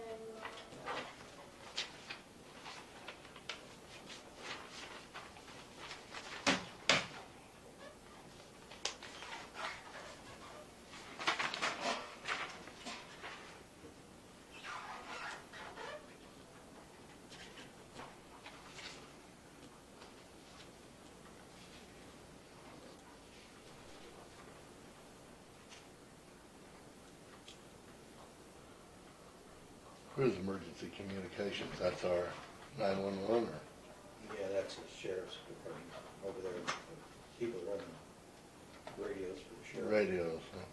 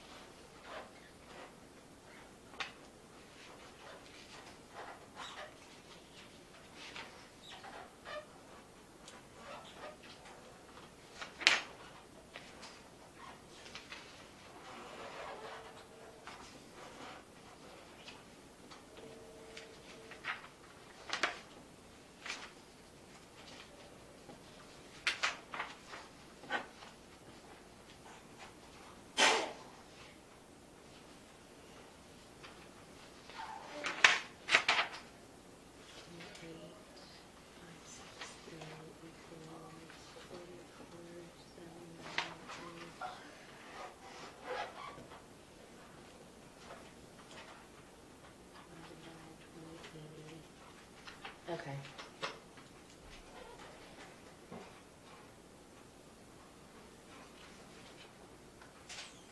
This is the breakdown that I'm getting. If we cut the HR payroll line item, where are we? Put a 9 there. If we cut, okay, this is our line item for HR. Mm-hmm. If we cut that in half, because we're only going to do part-time, and I didn't use this number, I used the number that where did I get that? Here. So I'm cutting that in half because we would allocate the rest of that budget to pay the company that's potentially Payroll. going to, and pay. What is your intention? To have payroll come out of your office and just pay? You know, I have still a part-time person budgeted in my office. So you could also take some of the payroll budget out of contractual for HR, put that into your budget to have a part-time person. Yeah, because if you remember when I did my budget, I wasn't really sure, so I have a part-time person in there already. Of course, I gave Hannah a little bit of a raise, but I still think, especially during election times, I'm gonna need an extra person. I wonder if we could contract that for you. I mean, if payroll, if you can't do anything with payroll from the 1st of the month to the 20th of the month, we could contract someone who could do it on their own time, coming in at the end of the month to just have it done. I'm hoping that Then we're once not we messing get with the benefits and all that. yeah, I'm hoping once we get payroll done or the time clock going, that it will help with that because it won't have to. No offense, everybody's upset. Department heads are a little bit upset because they're going to have to take ownership as the weeks go by. I guess for me, I foresee you pull up and then you take care of any problems. So like, for example, if somebody forgot to clock out at lunch, then your department head is going in there on a weekly basis and fixing all of that.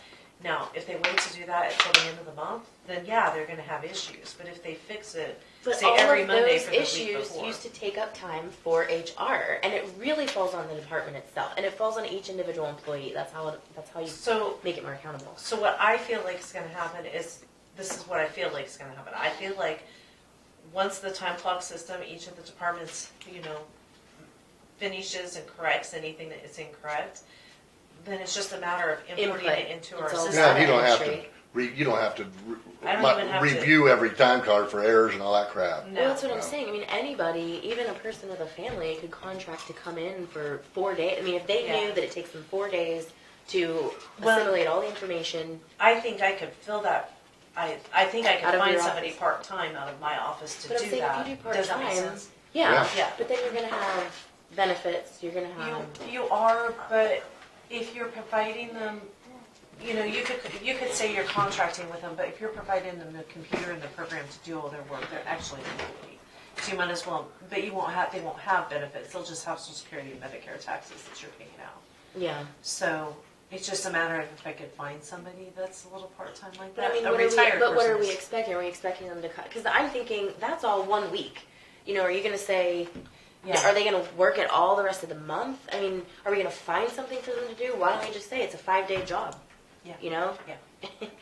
That's just my opinion, Here's a $500 job at $100 a day. Get it done. Here's your deadline. I'll see you next month. It's kind of, otherwise, then you're responsible for filling in someone else's time, giving them things to do. I mean, I'm sure you have enough to do that you need help, but it's do. also seasonal. I do, but once we figure out how much time, it may not take that much time. I may be able to do it. I don't know until we get the time clock system. When going. is that happening?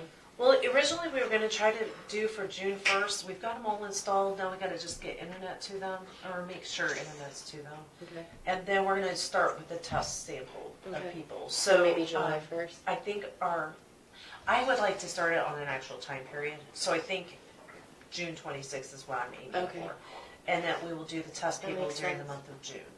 Now, with that being said, we still have to get department heads trained, and then we have to work on the training. Do they train? Will they bring a training? It looks like it's all WebEx. Okay. So, Okay.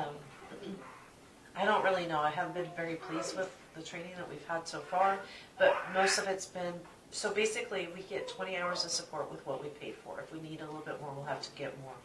But what they've been doing is, we thought we were going to watch a training video and he was going to kind of demonstrate. They were actually setting it up while we were there. Okay. So like they've set up the programming side of it and set up the files. We've imported the people in. Now it's just a matter of the next stage. So, which will be sometime this week. We'll have to make an appointment, and then I need to get department heads in the following week, which like Ladonna's going to be gone, so it will probably be the first week in June before I can do that. But and it sounded like we'll give them access. They'll get online. And it will be like a tutorial with everybody. This is how you do this. Well, there'll be a few bugs to begin with, but we'll get it worked out. And I think it'll be better for everybody. And make them be more accountable. It'll be easier for you, paperwork-wise. It'll be good. Yeah. And, we're still going to have the issues with balancing your health insurance. There's nothing I can do right now. The state of Kansas doesn't send their health insurance bill out until the 25th. So we can't balance those benefits until the 25th. Most of the people that are on are okay. It's those people that are on HSA plans where a portion of their premium goes. So you have to kind of swap. If they get their points, you have to swap money. So that way at the end of the year, their W-2 is correct. So, So just going back here to what we were talking about, if we combine those positions, I'm going to suggest salary because we have no idea how to calculate hours. And we're going to be paying above the exemption rate even if they do institute that new law. Okay, so more than 38,300. Yeah. I mean, that's what I'm getting because Well, and that we job- can't ask. Go ahead. No, I was just gonna say, that job too, they may have to appropriate more time one week over Exactly. here, next week over there. Exactly. So you can't say, you gotta do 10 hours here, 10 Right. hours. They gotta be free to do what they need to do. Right, and the disadvantage to combining these two positions is we were only looking at $12 or $13 an hour for an HR. We're looking at double that for an EMS director. So we're going to be at a disadvantage paying out more for having someone do the HR, but I look at it like this. You offer them a salary position, their full-time duty is to the EMS, and they must keep up with the expected expectations of the HR position. We're not going to bill out the HR hourly. We can't. I mean, it's going to have to come with the position's expectations. Like you said, you may have a really busy week where you're checking all the billing and a bunch of stuff goes wrong at the EMS department. You're not going to get any HR work done that week. Right. But then you may need to catch up for the end of the month issues for deductions and then they're going to have to correspond with one of these companies, giving them all the information. So it's a lot of management administration stuff from the table, but they're also going to be expected to have to perform field work when necessary for EMS. So I think we're going to pay out at the EMS rate and then make it salary so that when they do HR work, if they have to get something done that week, we're not paying overtime for that. I don't think that's beneficial to the county. Because if it's It has to be salaried, an expectation. if it's salaried, then you don't have to do overtime or. So that federal law, which ironically one of those companies has that, I should have brought it down. They have it in the newsletter, but the Department of Labor, who does the FLSA, they are recommending $38,300 and I think $5 or $50 is the base salary. So anything, if you pay a salaried employee anything less than that, then you must pay them overtime. Oh, okay. So that's where, when I was talking about emergency management and some of these meetings, you guys are going to have to start coming down on that because I don't think that we pay him that much. I haven't computed our salary people, but anybody that is salaried will start accruing overtime. So that means your road supervisor. I'm just still wondering how we're getting overtime on an emergency management position when other counties 3 times as big as ours don't even have it as a full-time job. Requests and review his department or his time cards. Okay. I can bring his time move. cards down. I'm going to do that so I don't forget. I move to request to review emergency management time cards. For what period would you like? You want like a year? Let's do January 2018 to present.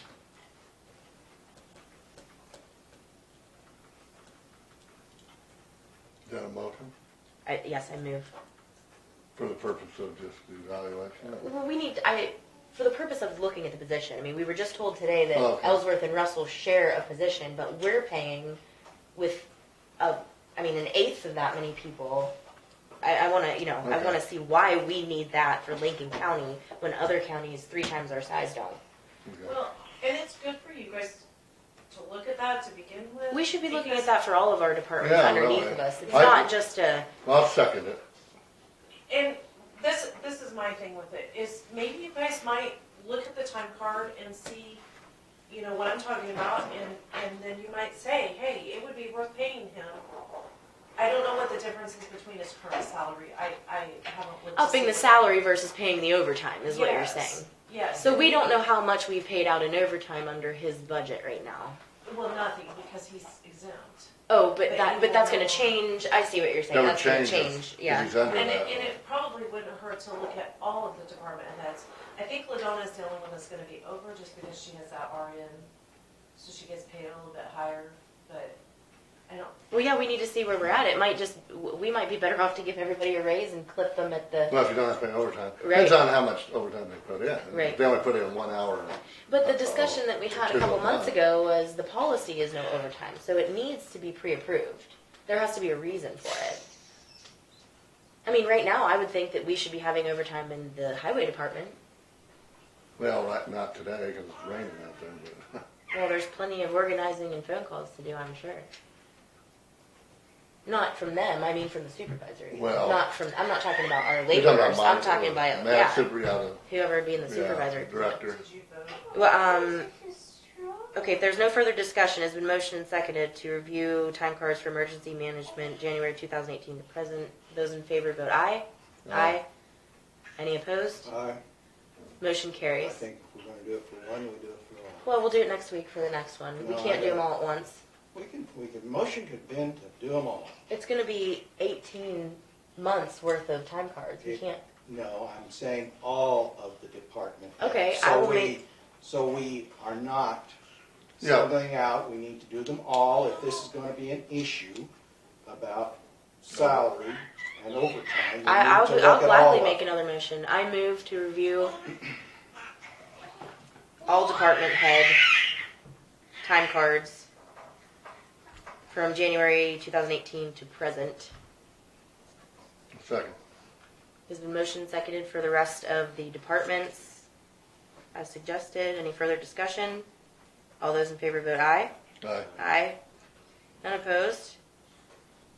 I would suggest that we start with one department and not try to cram them all into, that's gonna be. Yeah, we could just start with this one first. Right. I agree, that was a good point, Aljo, though, we don't wanna single out one department. But the issue is, everyone is going to emotionally make this about a person. It's not about a person, it's about a job. But it looks that way when we make the motion. But you know what? It's our job to quit making it look that way, because all we have to say is it's about the position.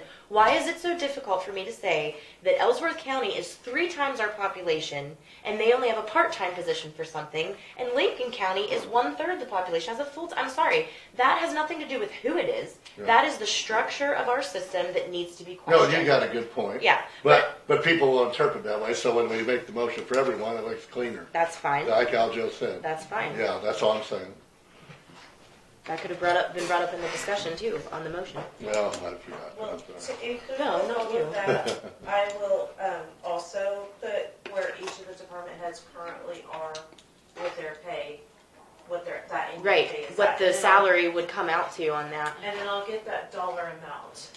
And my understanding is that's gonna phase up, so each year it's gonna increase. I don't know, I'm assuming based upon whatever they give for social security cost of living raise will also be phased into it automatically, but, it's far less than the original, like 48,000 that it was, so. Well, this brings me to my next point of discussion. I think we need to look at what we're doing with the job description for the highway department, because it almost seems like it would be better for the county. This public works director position, I'm still a little confused about, because it seems like a few counties did that a few years ago. I mean, I talked to a couple of those counties in the small breakout groups, and they're less than 5,000 population. But we don't really have public works. I mean, public works in an urban area is your sewer system, or if you run your own electric line. Like you might have a public works for Lincoln because they have their own electric Like supply. power lines Yeah, and that's cable. more of a public works issue. When we did this combining thing, we didn't take any money away from the department heads of the other departments. We just gave them a boss, which I'm still kind of confused because they're still doing all of their same duties. Nothing really changed, so the consolidation didn't help the budget, and it didn't really unload anybody's workload. So, it almost seems like if you're going to have that big of a position over top, it needs to be a heavier duty, bulky position. The pay needs to be up. I mean, right now, we're supporting 2 jobs that have the same essential function. If you read the functions under the road and bridge supervisor, a lot of these in the last one, he changed a few of these, but a lot of them, I'd say 3/4 of them say assists.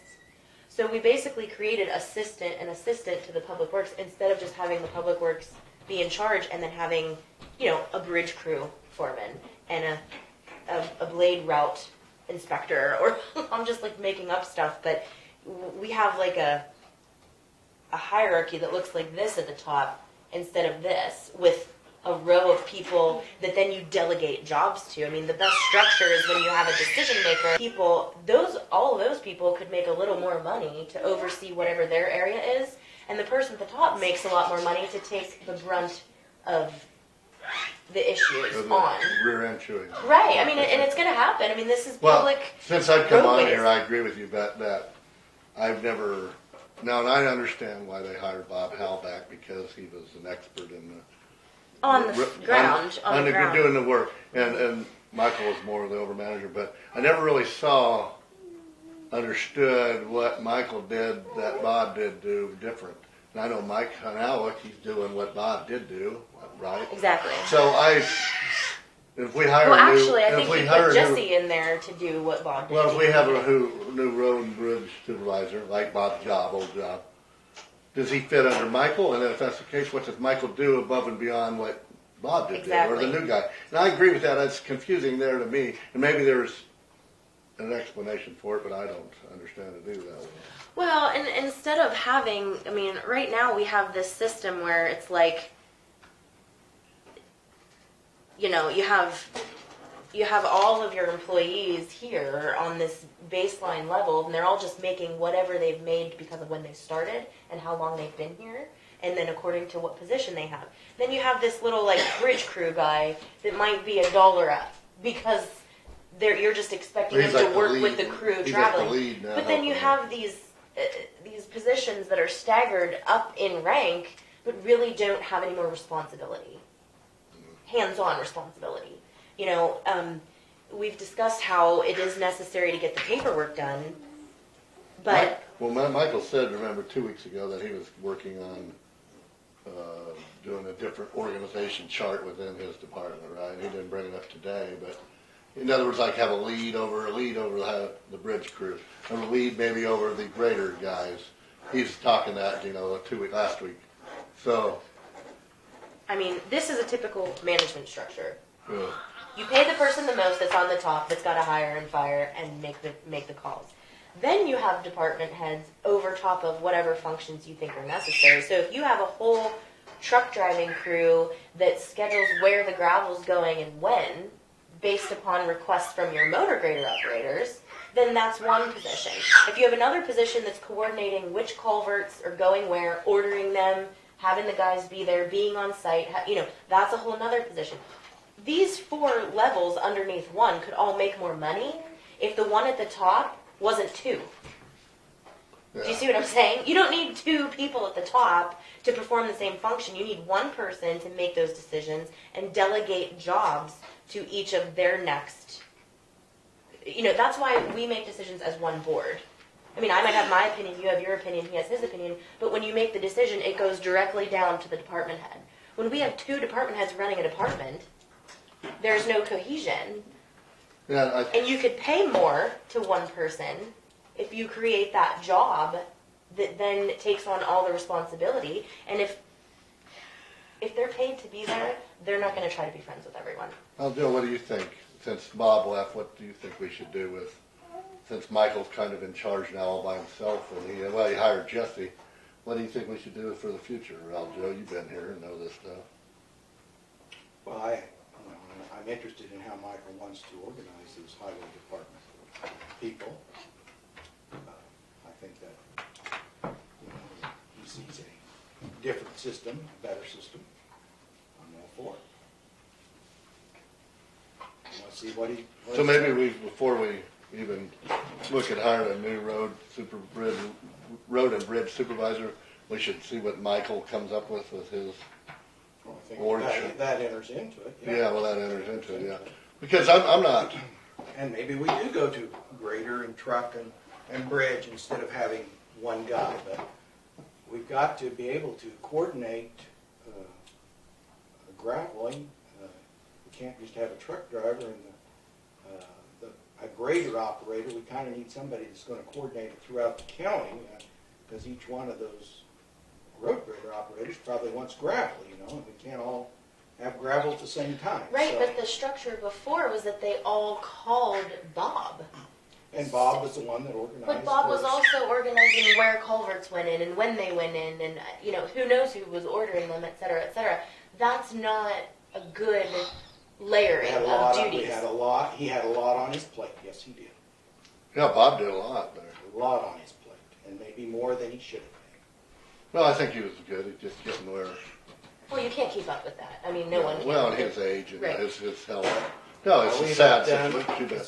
We've gone on now till it's gonna be 2:00 here. We have. Is some there a other reason things. that you don't like these meetings to linger? Well, I on? just mean, don't think we need to meet for 5 or 6 hours. I Why? finally get Why tired. would you? We have $6 million to spend, and for some reason you think it can be done in 4 hours flat every week. I don't understand that. You know, some commissions only meet every other week. Well, I don't want to be some commissions. I want to do what's right, and it takes thorough discussion, which we never had on the last commission that I was on with you. You can chew on me all you want to. I would move that we pay Ready Mix Industries to clean the grease trap. I'll second that. I'm not going to agree to pay overhead costs for a company that owes us rent money, so that's where I stand. If there's no further discussion, those in favor vote aye. Aye. Opposed? Nay.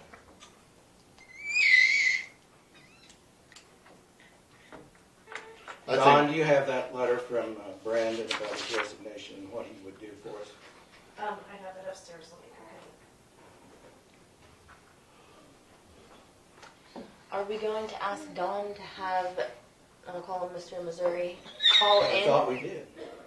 well, No, we didn't determine, is he calling in during a meeting? Oh, Are we I gonna know, have a I just special said, meeting? I suggested she call him and see if he's interested. In the doing in the it. combined In a position. conversation. would you be for that too? I think. I'm okay with Yeah. that. I'm now, not opposing it. now, like you said, how to come up with the money and the dollars out of each department. You had a good point, but I think we ought to get with that guy Well, if we he's need to see interested, if he's, yeah. because he seemed like he was knowledgeable there and management experience, and he could help us out. The only thing I can see is that he was looking forward to being on a rotation, is kind of what I felt that the discussion led to. You know, when he applied and it was part-time, it wasn't going to be 5 days a week, so that gave him long weekends, et cetera, et cetera. I mean, I would say Well, if this he- is definitely going to be 40-plus well, hours. well, this would be this would be a full-time job plus. Right. Maybe he doesn't want that. Now, I mean, the county offers decent leave time. You can always schedule your leave time for a Monday if you want a 3-day weekend, et cetera. Well, we could discuss that with him. All those details. You know, we can't hammer out every little But detail. I'm going to say that we are known, Lincoln County is known for putting job offers out there without a pay range, without any expectations or qualifications listed. I mean, we need to get a little more Specific on concise, that. right? Yeah. So what I'm proposing is that we look at what we've been paying at the EMS director rate, create a salary out of that. Yeah, and So combine that they're it with, exempt from hour, and then you tell them if it takes you 50 hours that week, I don't care if you stay over and 6 combine hours. an HR too. No, I'm sure I agree. These are your HR duties that must get done by the end of the month, Thanks. and however you divvy up your time is on you.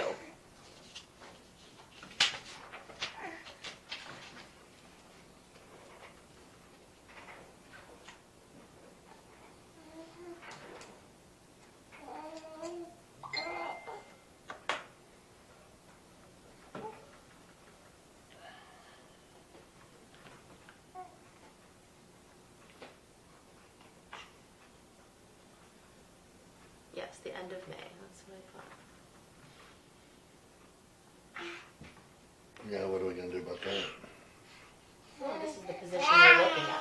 Yeah, but the end of May is 10 days from now. Well, But we won't have any no director. Dawn, will after you that. be able to call and maybe then let us know what is said by our interviewee if he's willing to accept? But see, that's why I'm saying we can't just come to him with no offer. We have to have an offer. Mhm. I mean, it has to come with a number and details. I would not accept a job if someone just called me up and said, "Hey, we're thinking about combining 2 jobs. You want both of them?" No, it's not what I said. I did not say we would offer him a job. I said we would be interested in knowing whether he would be willing to do something like that, and then I think we need to visit with him about our expectations for HR too. Well, then let's just ask him to call in, because Dawn can't relay everything that we think. We need to have a conversation with him. Well, I agree we need to have a conversation with him. But Yeah, we could. first of all, he needs to know what that conversation might include. So we'll have to have a special meeting. Dawn, would you please contact him and see when he would be able, we could just do it by phone. When he would be able to have an hour discussion with us. Or if he's even interested in having a discussion with us. And I think we should try to do that by the end of this week. If he has a time slot this week that would be available.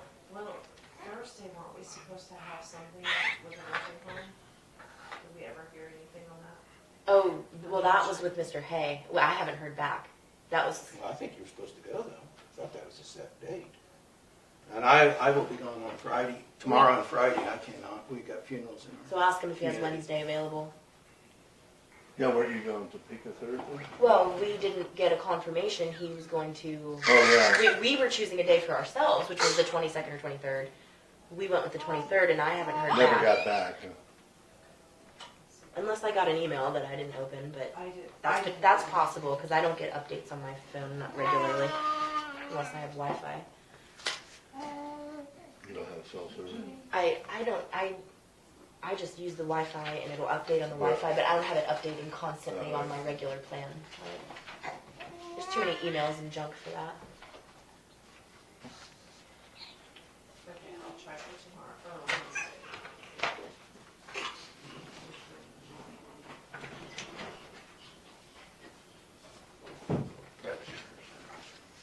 But anyway, on the highway department, I don't know. Well, what I'm suggesting is we re-look at what the department head label is Yeah. and what the income level is. And we have very high expectations for that, where we know it's going to be more than 40 hours a week, because whatever needs done is going to fall on that person. We've already heard that the person who's running it now doesn't want more than 40 hours. So, you know, if that position can be transferred into part of that bridge crew, highway department supervisory, you know, you're going to have other positions that maybe it's not the same exact dollar amount, but it's the same ranking. You know, if you're scheduling all the gravel and the truck hauling, and I'm scheduling the culverts and the bridge crew who cuts trees, et cetera, it's easier for us to communicate about what our crew is doing than for everybody on the crew to be calling Bob and saying, where do I go today? Yeah. Do you see what I'm saying? So you think we should, well, okay, no, I'm not. And I think once you get to that pay cutoff where we don't have to worry about paying the overtime, we can have expectations. I mean, the job functions, a lot of times this is not 40 hours a week. It's 50 or 60. And that's not uncommon. I think for some reason in Lincoln County, it's the 40-hour whistle blows and everybody drops dead. You know, people don't run their own businesses like that, and other county governments don't run it like that either. There has to be an expectation of getting things completed. And as far as having this position where 90% of it is assist with that and helps do this and da. I mean, I didn't know we were hiring an assistant. You know what I'm saying? Well, I think Michael probably assumes we're hiring somebody like Bob, another Bob, with that type of job title. Exactly. Which to me well, does and not we got to create- determine if that's what we want or not. I don't know. That's where we're at, I think. I haven't seen how it produces more results. I see it as confusing as to who calls the shots. I mean, we had an issue. I asked for employee write-ups. There's been one in the entire 2 years I asked for, and it all had to do with one boss telling someone to do something and the other boss not wanting it done, and that resulted in an employee write-up. So, you know, we can't have this struggle between which position does what. There needs to be the main job, and it pays to be in that position, not just two mediocre paying supervisory roles. Do you see what I'm saying? David, did you need to talk to us? Just real quick. Sure. Reference weather. I didn't know if you guys wanted to sign a disaster declaration, have it open in case flooding does happen. Salt Creek Weather Service is forecasting Salt Creek to get 24.1. Record flood stage level is 24 or whatever. Okay. Saline County, the Saline River here at Lincoln is supposed to crest at 32 feet. And that's above flood stage. National Weather Service in Topeka has issued a flood warning for the Saline River at Tesket from Tuesday morning to late Friday night. 9:30 a.m. Monday, the stage was 24.4. Flood stage is 25 feet. record flooding is forecast. Impact at 28.5, 30th Road Bridge going over the Saline River south of Tesket will be flooded. Yeah, that's And that's So going to start. have you already been communicating with the highway department I've about? been talking to Michael. In fact, he's got a load of sand getting ready to go over to Beverly. We're trying to be he told us proactive. Yeah. when he was here, he was getting ready That's for good. sand. Yes, and we've been communicating with John Alquist. He's a Beverly Fire Chief. He's got sandbags over there in the Barnard Fire Station. In the Beverly Fire Station, if we have to sandbag. And again, the National Weather Service out of Wichita has issued the Saline River near Lincoln Tuesday afternoon until Wednesday night at 9:45. The stage was 19.4 on the river. Flood stage is 30 feet. Minor flooding is forecast.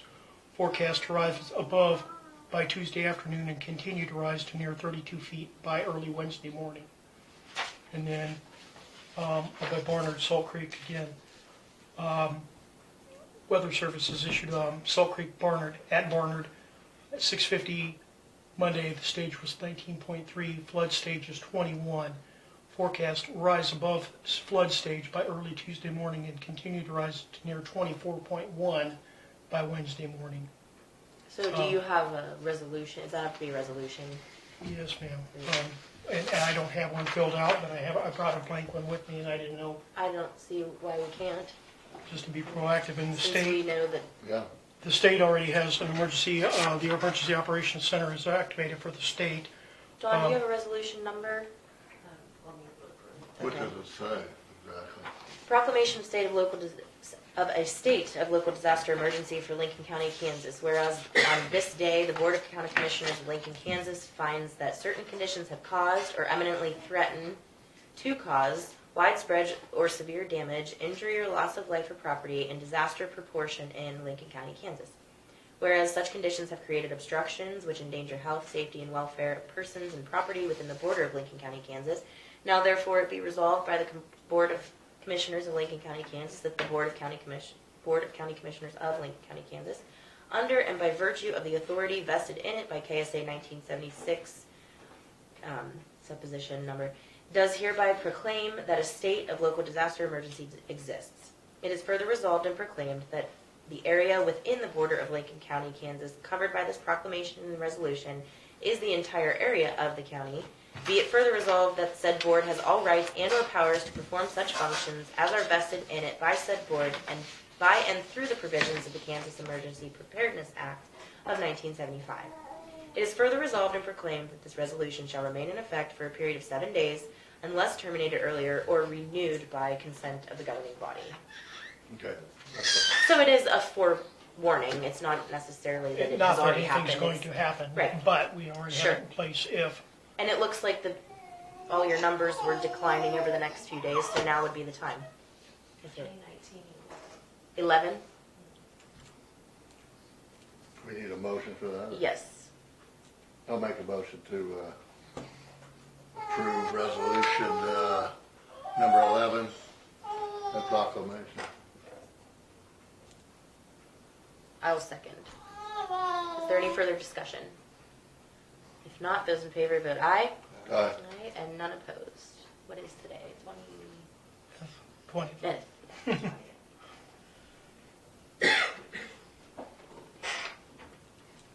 It's raining out there now. Looks like it on the radar. It's a big old blob, and it's not moving.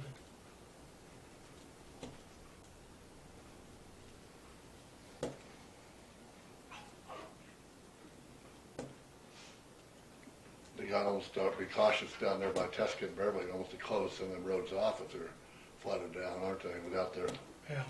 that's really low there between Beverly and Tesket. Mm-hmm.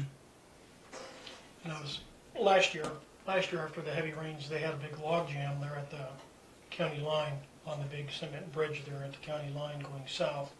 And I was going to go that way and stop in Beverly and talk with John, the fire chief, and make a lap up through Barnard just to check the water up there. I talked to the city clerk earlier. She said they were okay. But Now, do you coordinate with Ottawa County on this too? I haven't yet, Not yet. but Maybe you have before. I will, yes, or if Marie's going to need Do I help. need to sign it, or I'll do Yeah, it? I, You sign it. did I do that? Oh, then you better sign 2 underneath. I thought that, when it said county commission, I thought it wanted Lincoln again, so. And I was only on there 10 times. Generic forms. Yeah. I'll make a copy of that, and then you need the original, right? Yeah, Okay. but it's not official until I sign it. so- Okay, well, yeah, sorry. Thank you. Yeah, okay. Thank Yep. you. Good luck in dealing with all that stuff. Thank you. Okay.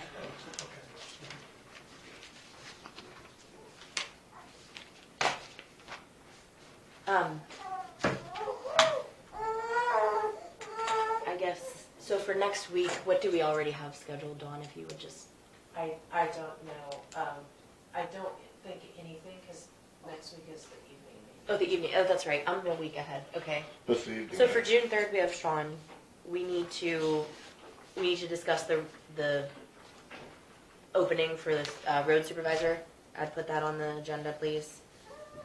And I know- we will hear from you this week about the HR EMS situation. Yes. And I know that OCCK is on June. Okay. Do we want to do, Oh, we need to Brandon, deal with the leave. budget too. Oh, yeah, what did you have a suggestion there for something? well, should we appoint one of the other employees down there as the interim director when he leaves? Sure, let's ask them. Do you want to ask? Yeah, I don't know who specifically. Do you know? Have any opinions on who to do that to? Or maybe we don't need an interim director, but somebody has to You do have to schedule have and stuff, somebody. right? You do have to have somebody. Yeah. So I didn't make a copy of this because she brought it down while you guys were meeting here today, but here's a EMS director application. Here's the other 2 HR positions. Wait. Well, we don't want to hand those out in a public meeting, do we? Oh, probably not. Yeah, let's wait and Let's go into executive session then Yes. because, yes.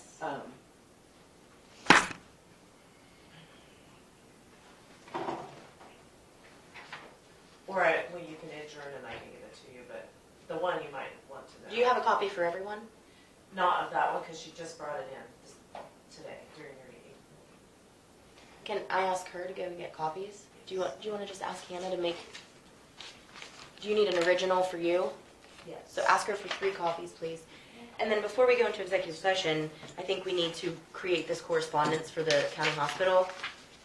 Dawn, if you would, please notify Mr. Granzo that we would like to have him answer questions. So maybe the June 3rd meeting would be appropriate for that. And this is our response within 10 days of receiving it, that we would like to do a follow-up with him because we have questions that need answered about how this budget is structured. That's fine.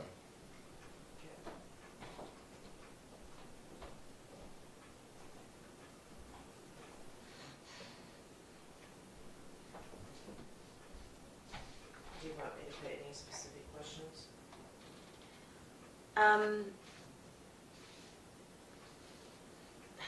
I think there are too many to. Yeah, I don't have any specific questions Yeah. right now. Yeah. I'll ask some tomorrow night at the Yeah. hospital board meeting. I could probably make that too. He may be able to answer some of my questions, Okay. which we could still have him come before, so.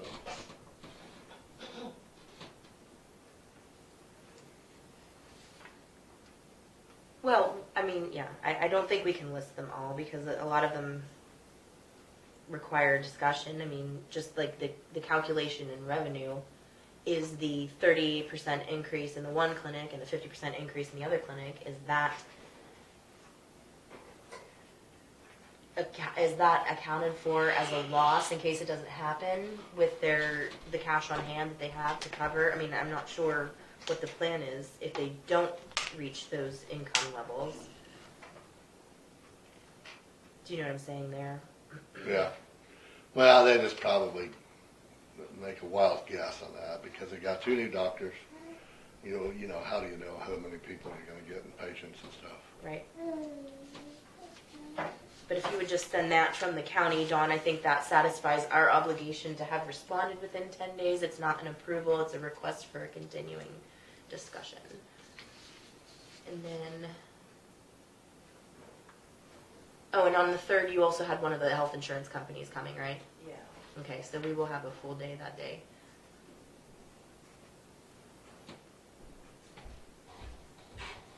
Oh, and Mr. Grace.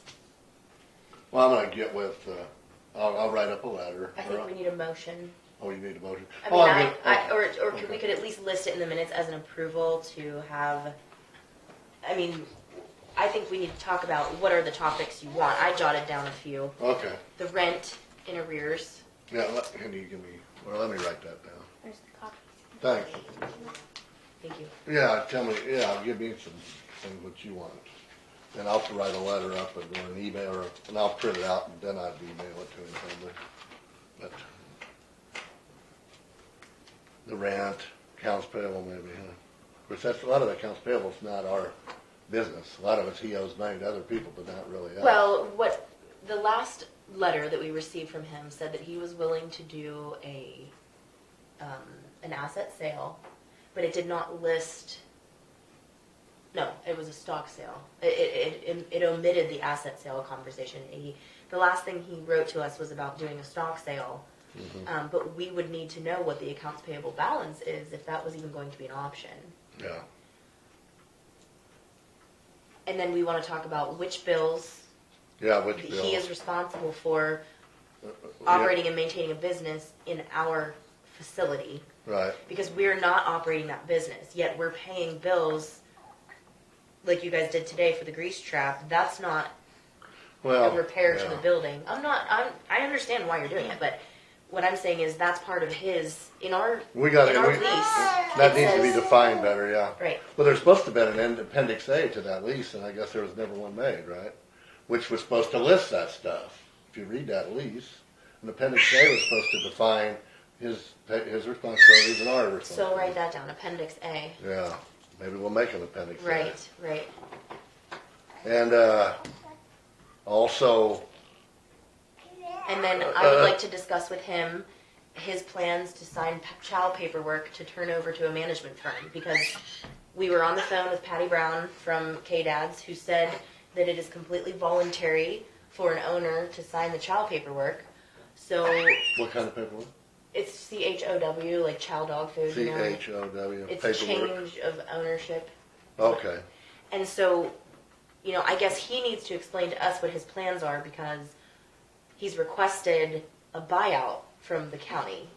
And he has also requested that the county find a buyer for him. But what we're requesting is just change over to a management firm.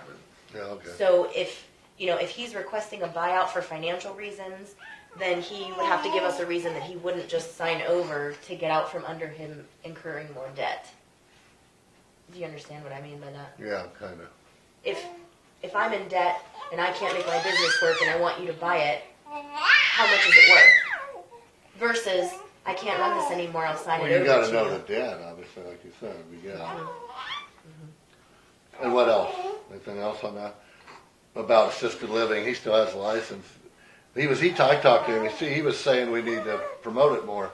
Well, and I said, well, you're managing it. Well, I didn't really say that, I just said, yeah, that'd be fine with me. And then I was thinking later,